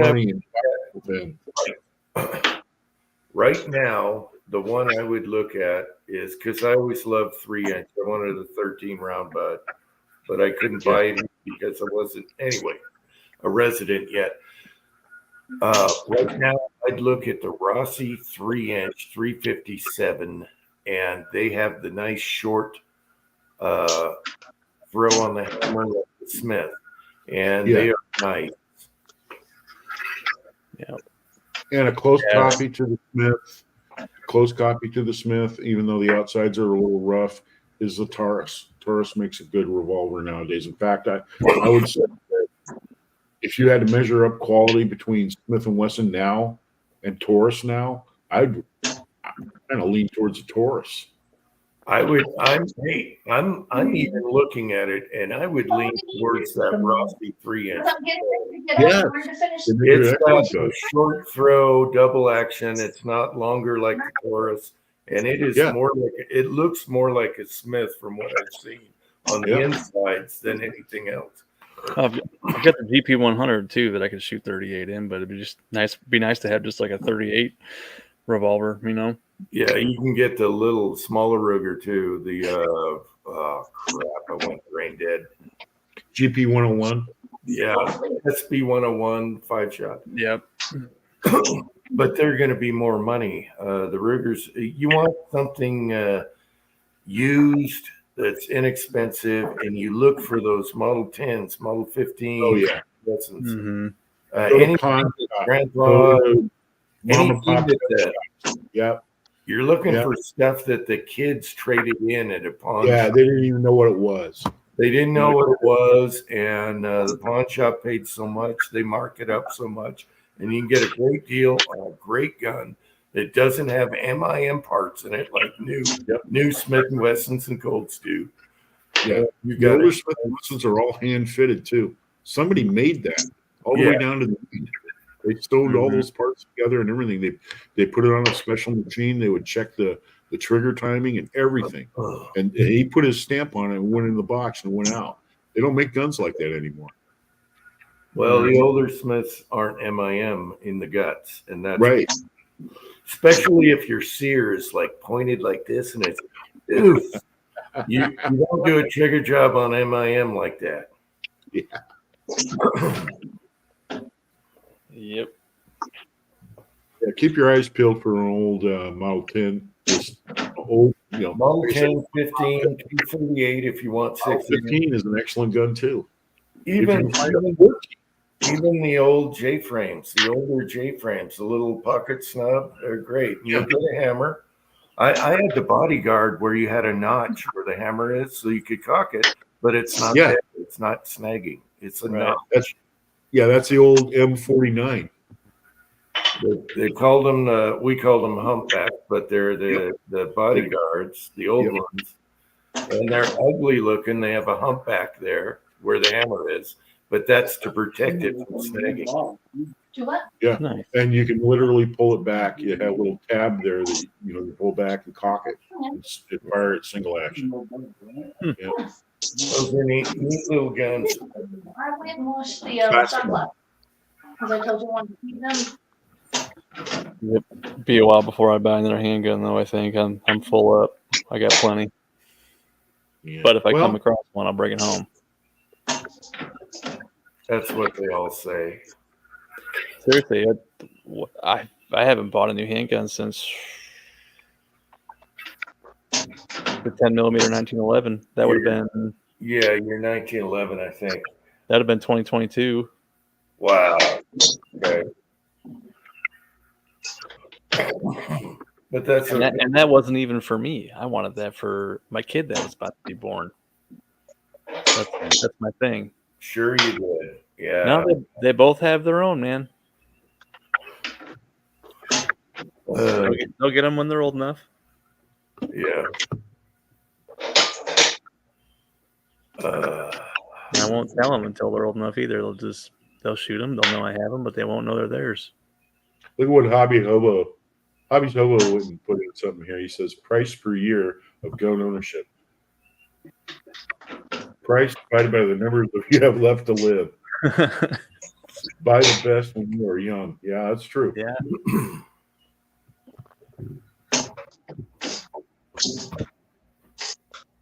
I love 38s. They're the great.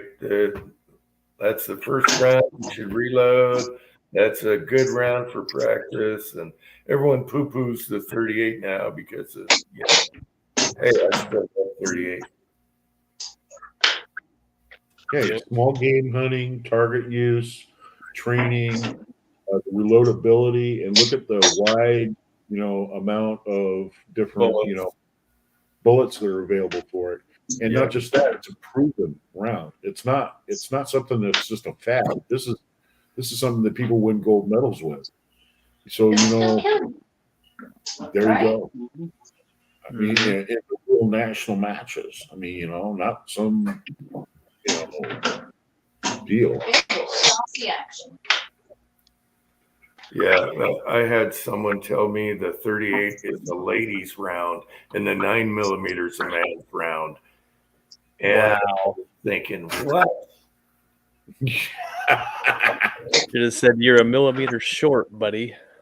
Not just that, hey, you're entitled to your opinion, Okay. You should have looked at him and said, "You just read that on the internet. You don't know shit." Yeah. Here's the thing, and I've ran into this. When people make statements like that, and you know a thing or two about a thing or two, and you start going into the details of it, they have no defense. It's almost like staring at your cell phone while trying to load. It's like the circle thing starts in their face. Mm-hmm. Yeah, they have no idea what you're talking about. Yeah, and then they realize they're way over their head. Like the guy that told me that Taurus owned Beretta. I was like, no, they don't. Yeah. He's like, well, yeah, they do. Blah, blah, blah. I was like, dude, Beretta set up. Anyway, yeah, you guys all know. Beretta had that warehouse. They had that military contract, and when they bailed, Taurus bought all the machinery and the equipment. They started making the PT-92. Mm-hmm. Totally different decocker and safety, and yeah. I think it was the one. What did they call it? The 100. I had one, the Beretta clone Taurus, and what I liked about it, it didn't have the decocker. It was that's right. It had the safety down there on the frame. And they were cheap. I had like 3 of those. Was it the PT 101 or PT something? 100, something like that. Yeah. Just a flat finish PT-92, and it had, like I said, it was ambidextrous. PT-92, yeah. Yep. And I shot it by that gun. Yeah, I mean, I never shot one, but yeah, the guy just straight up tried telling me that Taurus owns Beretta. I'm like, no, they don't. No. But as soon as started explaining the facts, that's when the buffeting, they start buffeting. Mm-hmm. Because they don't know. I wasn't going to sit there and argue with him. I was like, whatever, dude, you're right. I don't care. He was on his way out anyways, so the longer I talked, the more I held him up. I just wanted him to get the hell out of there. I will say for $200, that Taurus clone without the decocker was awesome. At the time, I liked safety, so I still do. But yeah, and they weren't perfect. They had little pock marks, stuff like that on the finish. But when you're buying like a Parkerized finish, that doesn't matter. That doesn't matter. It's a truck gun. It's one that you're going to pack around in the woods. It's one that you're going to take out and shoot and consume. It's not some prized thing that you're going to put in your gun safe and never shoot it because look how beautiful it is. Right. I don't think I have any of those guns.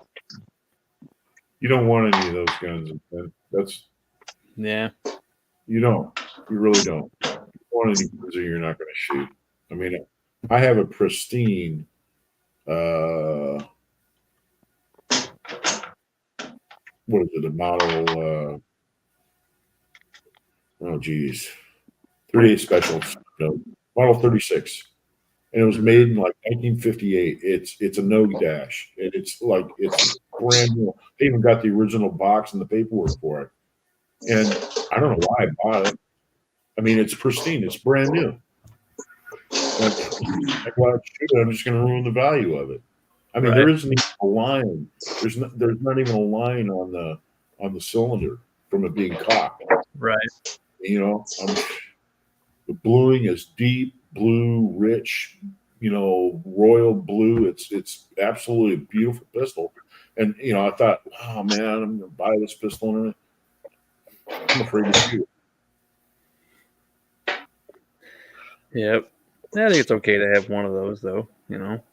Yeah. I'll tell you what, though, as soon as I get my hands on one of them, the new contender frames they're making, I'm gonna shoot the piss out of that thing.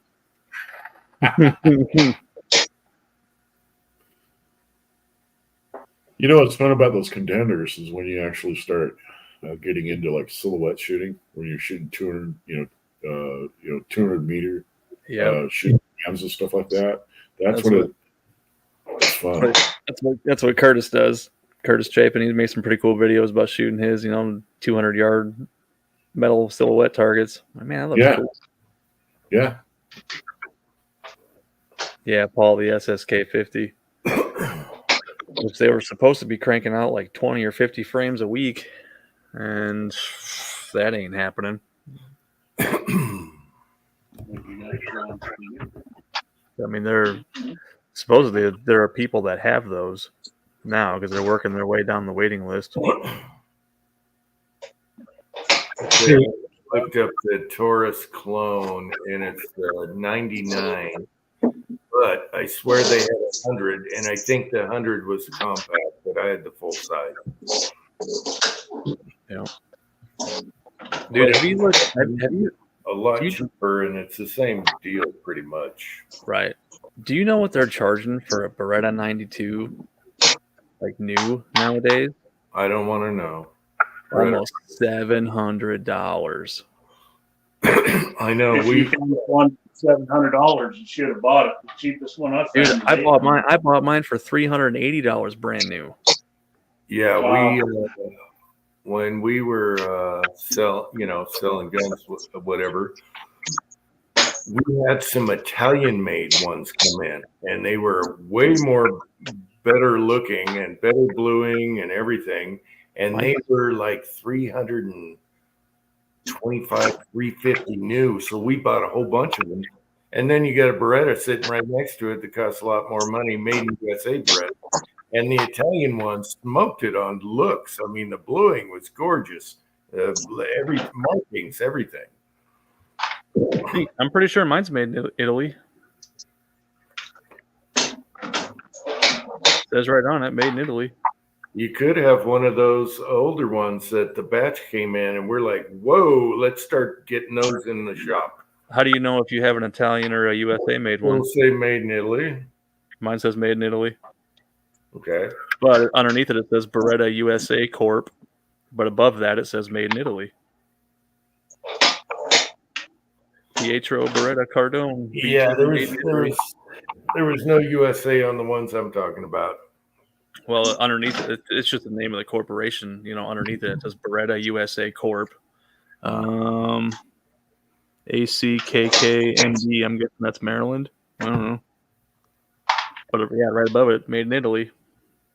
Okay, so imported to the U.S. What?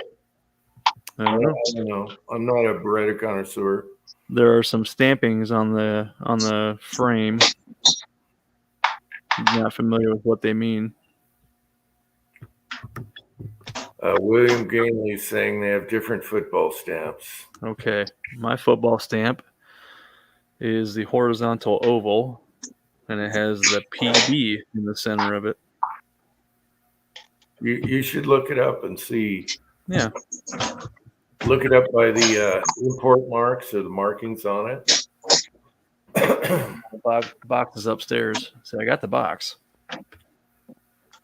Yeah, so it was almost as if they brought back the original older ones, and we were thinking, man, let's order a bunch of these because they're good, and they sold like hotcakes.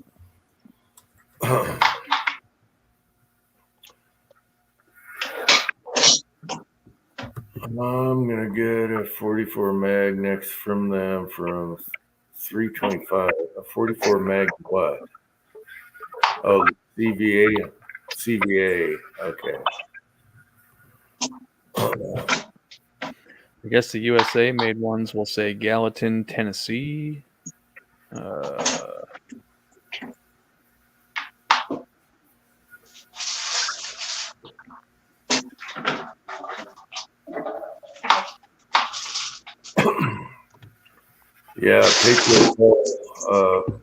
Patriot Poll, I wanted to get their 300 blackout CVA, and then I found out you can't interchange the barrels with anything. It's like, damn, why did you do that? I still won't, Just have it dedicated, I guess.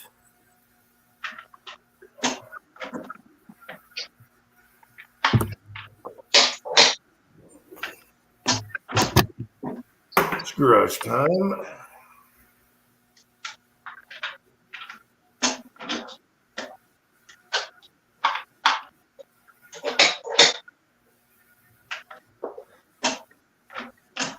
Okay.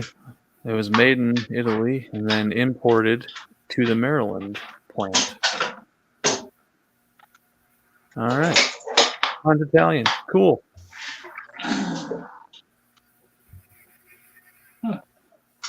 You died. Who died? I told you.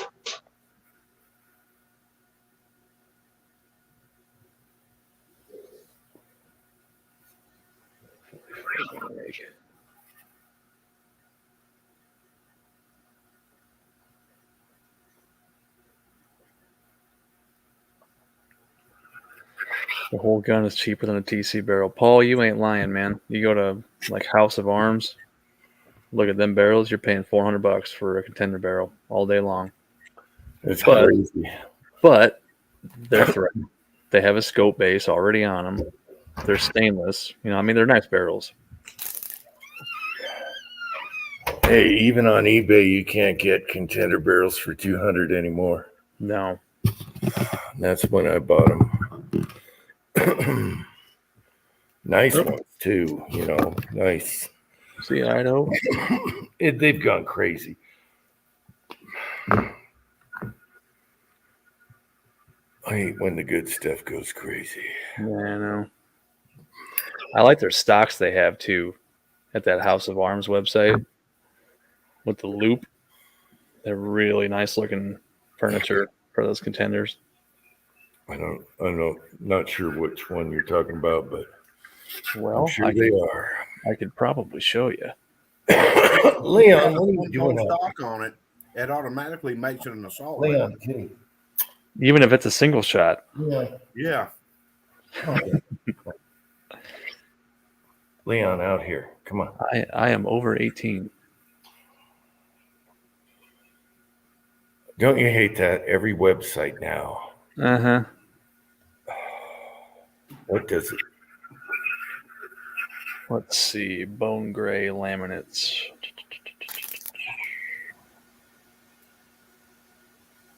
Leon, come here. Come on. You want to go inside, boy? Come on.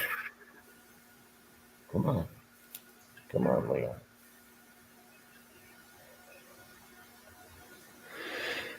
I like the coffee one. Hang on, let me zoom in on that. Figure out how to share my screen. Present. Share screen.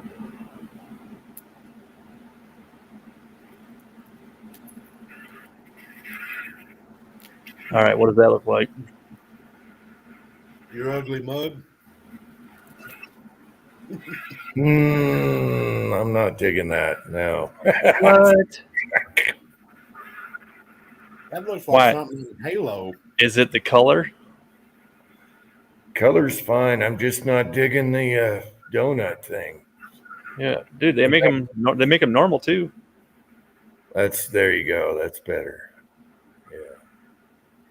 That other I stuff don't like- looks like Hillary Clinton. I'm wondering why would someone want a thumb hole? So it's not a thumb hole, it's called a crusher loop. And that is meant to shoot the big silly calibers that like the JDJs and all that stuff. You hook that with your left hand and pull back as you push forward with your right, and that'll help mitigate the recoil a lot. That's made for the big stupid calibers is what that is. But I mean, what is this? $110. You get to add a 4 in, they're $75 each. So you're looking at what? 150 plus 110 for the pistol grip, so 260 for 2 4-ends. You know, Yeah.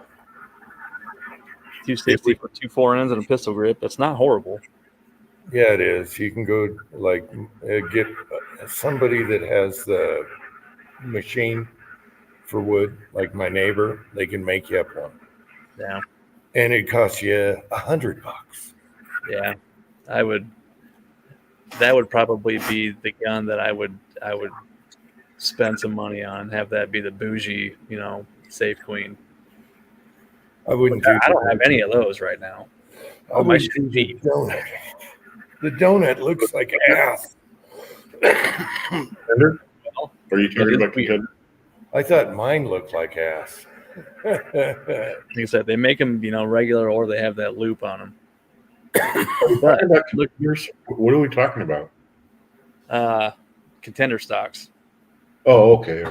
Oh, you mean the thumb hole Think thing? about it. The hole crusher loop. And You can shoulder that thing too. Think of it that way.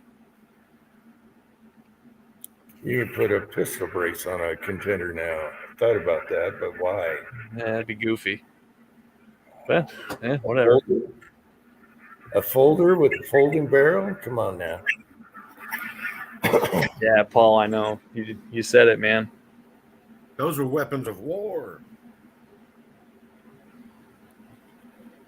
So you're looking at $1,200 just to get into one and have an extra 4-end. No, the easy answer is you wait until someone sells their collection of barrels and a receiver. Some old guy that his grandchildren or children sold it to a pawn shop or a store. You got everything if their calibers are right. That's what I keep looking for is multiple barrels. A lot of the people now know what they got, and they just charge way too much for them. Some places do, some don't. Mm-hmm. I had a nickel contender just like mine, but a nickel at the pawn shop. It sat there forever. I should have offered the guy. Yeah. That's one thing about contenders. Contenders seem to just attract a certain person. A guy who's into it. Who's into contenders. Otherwise, most people just glance it over. They're like, yeah, single shot, break open, whatever. And it's just not their thing. I just think we need to have one in 45 ACP and throw a pistol scope on it. That'd be fun. I had a G2, and I had a barrel for 223, one for 7mm TCU, and then another one for 40 Magnum. And I shot that in silhouette. And there was a guy there that I used to compete against. And he came over and he asked me, he says, "Do you want this thing?" And I go, "What is it?" At first, it's stamped on the side. It says 44 Magnum. But what he did is he rechambered that for 444 Marlin. Yeah, and he sold me that barrel, I think, for like $50. And man, I'll tell you what, you had to download that. It was a handful. That's a stout cartridge. 44 Marlin in a contender. Yeah. Yep. Here's another thing too about Beretta. We were talking about Beretta. Mm-hmm. I don't want to boost anybody else's channel. I watch his channel because it's just something to do, and kind of on my itinerary of things to do. I watch different channels, but Paul Harrell. If you look at him, and you look at his favorite guns, his favorite guns, the ones he shoots all the time, is the Model 36 snub nose Smith & Wesson. He shoots that all the time. And then the Model 15 Smith & Wesson. He shoots that all the time. And then what's the last one that he shoots all the time is that Beretta. He shoots the piss out of that thing. Yep. That should be an earmark for how good the Beretta really is. It is a good pistol. It's big, but it's a great pistol. They're accurate and they're precision made. And mine is an Italian one, just like yours. Mine's an older one, I found it in an actual gun shop, and it had a set of Hogue rubber grips on it. It looked like ass. Yeah. And so I went ahead and I just offered on it, and I got it for less than $400. Nice. Yeah, I can't remember how much I paid for it, really, to tell you the truth, but it was less than $400. It was $3 something. And all I did was I wrote Beretta and told them I would like to get some, stock grips for it. And I think for like, I don't know, $10-15, they just sent them to me. And I threw them on there and it looked brand new. Yeah. I took those grips and pitched them apart. Now, Tin Man, you were talking about 45 ACP in a contender. All those kind of cartridges are expensive for the barrel. Dude, I know. Yeah. Yeah, because I want a 45, a 10, a 9. Me too. Dude, you're looking at 400 bones a barrel, easy. And especially in original, because they did some runs of certain calibers, and when you see them, they're crazy price. Oh yeah. When they rolled out of the custom shop from Thompson Center, yeah, they want a good amount of money for those. Yeah, and it's too bad someone doesn't. Other than the companies out there, there's two. Who's the other one besides House of Arms that does it? SSK, and then there's like, what is it, Bullberry or something like that? Well, you can also go through, what is it? My 22 barrel is that one. Anyway, they're just, we need competition on that. Yeah, but the market's pretty small, man. Not a lot of guys shoot those, Yeah, I guess. They're fun, though. They're awesome. Mm-hmm. But I'm looking at it suppressor-wise. That's why they're really awesome. Yeah. Yeah. Paul says niche market, but there's a ton of suppressor guys that buy them right now if they weren't $400 a barrel. Well, the thing is, they make stupid calibers in them. I shot a doe with a 7 mag. Yeah, you can't use the old frames for that. No, you too, no. I mean, a 7 mag pistol, you got to hold on to that thing. Yeah. 4570 kicks like a mule, but then I'm thinking, why do you want that in a pistol? Right. Just use a rifle for a rifle, and then The use only reason, and I just used it for the heck of it, and it was doe day, and that means you can shoot a doe here in Georgia. And the only thing I saw, nice doe. That's the only thing I saw, and I took my buddy's hobbies 7 mag, and I'm like, I ain't gonna see anything anyway, but it's gonna be fun to say that I went deer hunting with one of these. She walked out, and I was like, oh shit, now I got to shoot it. Yeah, that was not fun. Another thing somebody needs to do is the handy rifle barrels again, because they would sell like hotcakes. They are just awesome. So, yep. It's just if you think about it, dude, as long as you could order a bunch of those lugs for those barrels. As long as you got a fixture where you can mount it up and get the headspace right, throw some TIG welds on it, and put weld the barrel lug on there and chamber it. Yeah. It wouldn't be that big of a deal. No, they're just TIG lugs on there, but I wish they'd do that for the handy and the contenders, bring them back, make them popular, but then the frames would be crazy price. So I don't know. Yeah, they already are. I'm pretty happy because the 44 covers everything. And, as far as 10 millimeter, I got a 357 maximum that covers 10 millimeter. I don't need that, but you load certain calibers and you want the 45, you want the 10, you want the 9, just because you load for them. Right. Yeah. Yeah. It's like you're loading for that frame and then the versatility of all your barrels. They're good test monkeys too, to test a load you're not sure about. So, yeah. Although contenders can handle a bit more pressure wise than a semi-auto, you know what I mean? Mm-hmm. Yeah, they're good test monkeys. Mm-hmm. The handy rifles, mine has a super heavy barrel. I can load any 357 in that I want, and the brass can blow. It doesn't matter. Yep. You find that out when you open it. Where's the primer? Yeah. Where's the rest of the brass? I tell you what, that contender barrel and 444 Marlin, man, that was a monster. I bet it was. That would be nuts. Well, the guy told me right off the bat, he says, whatever you do, don't just get off the shelf 444 Marlin. You're going to have to handle it for this, Dave. You're going to have to load it down a little bit because this is something that I wasn't anticipating.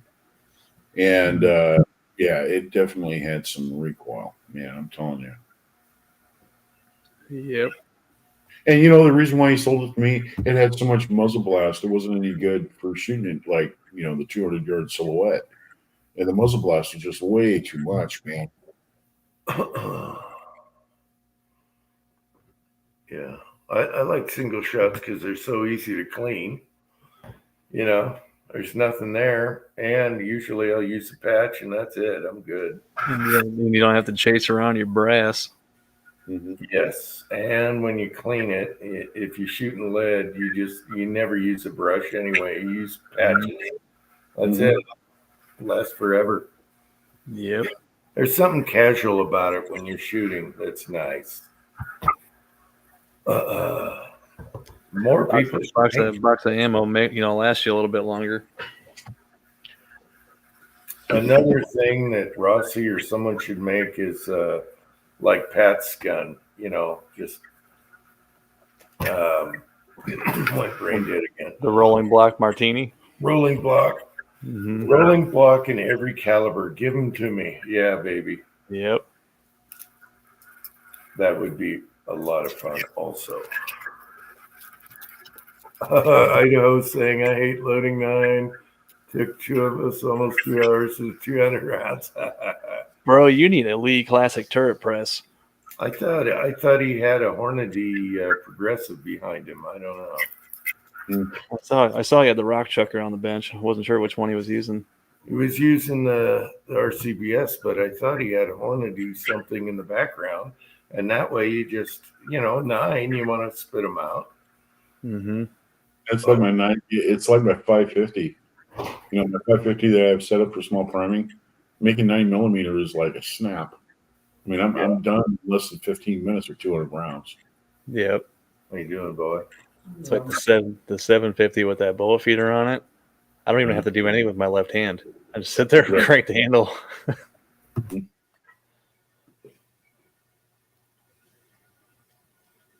Well, hey guys, I think we're gonna jump off and call it an evening with you dudes. So it's been real, it's been fun, and we're gonna have to do this again next week. Sounds great. Yes, sir. Yeah, night, Dave. Right before my surgery. I'm gonna come on probably right after my surgery. It's supposed to be on Friday. So, it's gonna be on the 25th, and so Uncle Jim's show is probably gonna be on the next day. I'll probably jump on there. I'll probably have all this stuff piled up all over here, from them cutting on me and everything. You'll be burping the baby again. I'll be burping the baby. Hey, thanks for coming on, Dave, and good luck with your surgery. Yeah, I hope your surgery goes well, man. I wish that on no man. And I'm with you, Jim. If you don't like getting sick, stay away from doctors. And doctors don't know everything. And doctors don't know everything. And I found out another thing too is that you can get into this cash cow thing with these doctors where they're specialized. But the thing is, though, they want to send it to their buddy who's the neurologist, and then the neurologist wants to send you to their buddy that's the cardiologist. The next thing you're seeing all these different other doctors when it's just one thing that you were trying to go and get taken care of. Mm-hmm. And it's nuts. It's like they all know each other and they all have their own little community and they pass their patients around, to make money. And it's just a cash cow. So you gotta kind of, stay on top of that sort of stuff. And they make it sound off of medicine too. Just watch that fluid in the lungs. I'm telling you, you might, go to a doctor, and if it keeps up, he'll probably give you a nebulizer, one of those little, little things, and those do help. I mean, I had when I first had this happen, I broke 3 ribs on my left side, and I had pneumonia from that for forever. And then I fell down here in the house and fell down the freaking stairs, and I broke 2 more ribs on my right side. Jesus. And yeah, so I've been having this pneumonia thing for over a year of waking up and hacking up stuff. And I told my doctor, I can't deal with this anymore. And he says, well, you need to quit smoking cigarettes. I said, I did. I smoke a pipe now. And he goes, so he says, he gave me the enabler. And the thing is, though, when I take that, I can loosen up all that stuff and spit it out and get it out. And that's the main thing. He says, man, get rid of that fluid, pop that shit up and spit that shit out, get it out. Yeah. So, Right. Yeah. Anyway. Yeah, I think this is just reflux from whatever the hell they gave me, that amoxicillin. It's horrible. But hopefully I'm not taking tonight, and tomorrow would be the last 3 pills. I'm not taking them. I'm over it. What were you suffering from? Strep throat. Oh yeah. Oh, So I needed a doctor, a strep throat that can. He's a stripper. He's a stripper. Yeah. Old one guy's here. Hey, old one guy. I wouldn't wish strep throat on anybody. I've had it before, man, and that sucks. The thing is, though, it didn't hurt. The only reason I knew I had it is because it felt like I had a lump in the back of my throat, and my uvula, which is the little dangly ball at the back of your mouth, it was swollen, and it would flop and land on top of my tongue. Yeah. Other than that, it didn't hurt when I swallowed or anything. I was like, what the hell's going on? But yeah, they did a strep test on me. They're like, yeah, you got strep. I'm like, shit. Did the kids give it to you? So Jordan was on an antibiotic for an ear infection. So I don't know. Nobody else has gotten it. Usually that stuff comes through school, or maybe you went to the grocery store, and you grabbed it onto the cart at Walmart. And somebody they were saying that it can come from a sinus infection too, which I did have a sinus infection that prior week. So maybe that led to the strep. Who knows? Yeah. Well, I hope you best, I hope you best work for that, man. Get over it, because it sucks. It does. Yeah. Like I said, the throat's fine now. It's all like it's almost like the food needs to go down into my stomach, and it won't. And burping is weird. I'm hiccuping a lot. It's like something's messed up down there. I'll tell you what, those people that, think that socialized medicine is a good thing. Look at what Hobby's Hobo, he lives in Canada, and they're socialized medicine. And I'm telling you what, Hobby's Hobo is exactly correct. Now, I've been having to deal with the Department of Labor on that, everything that I've been going through, and it's like socialized medicine. I'll tell you, it sucks getting scheduled, doing all that stuff. It sucks. Yeah, you got to wait 2-3 weeks just to go see a doctor for a simple fix and shit like that. Yeah. No, you have to wait 2 or 3 weeks or a month for the letter from one doctor to reach the other guy. And then you get scheduled. And it's bull crap. They're already making their money, so they don't care. Yep. Yeah. So you got to stay on them if you want to get it done. Oh, well. Yeah. And like Jim said, just handle it if you can handle it. And hey, if your arm's broke and there's no way around it and you're going to have to go down to the doctor to get it fixed, well, get it fixed. Yep. Try your home remedies. Try to get better on your own. And stay out of those guys' clutchers, because there's nothing worse than the orange sneer of the medicine man that you're just paying up the ass. And all he's doing is ripping you off. Mm-hmm. And he knows it. Yeah, you goddamn right he knows it. He's going to tell all his buddies, too. Hey, you want to get in on this? That's it.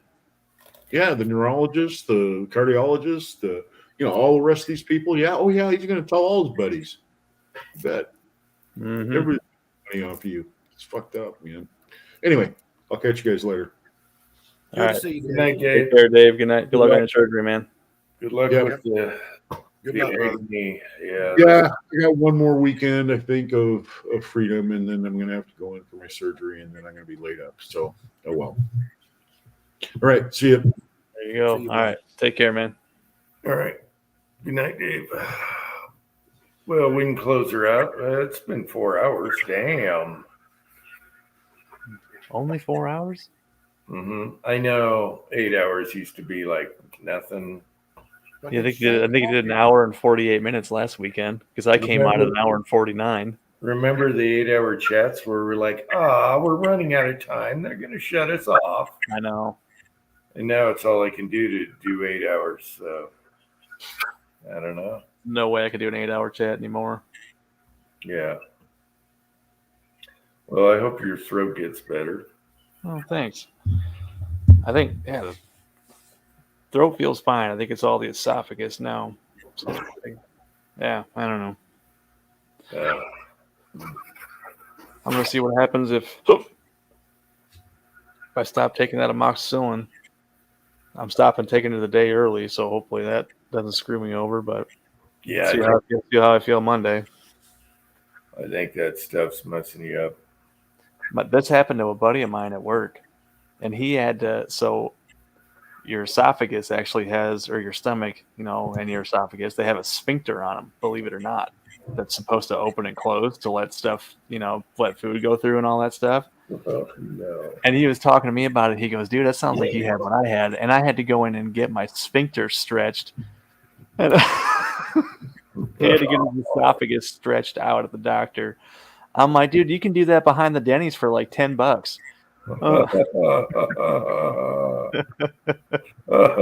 Mrs. Tin Man is still here too.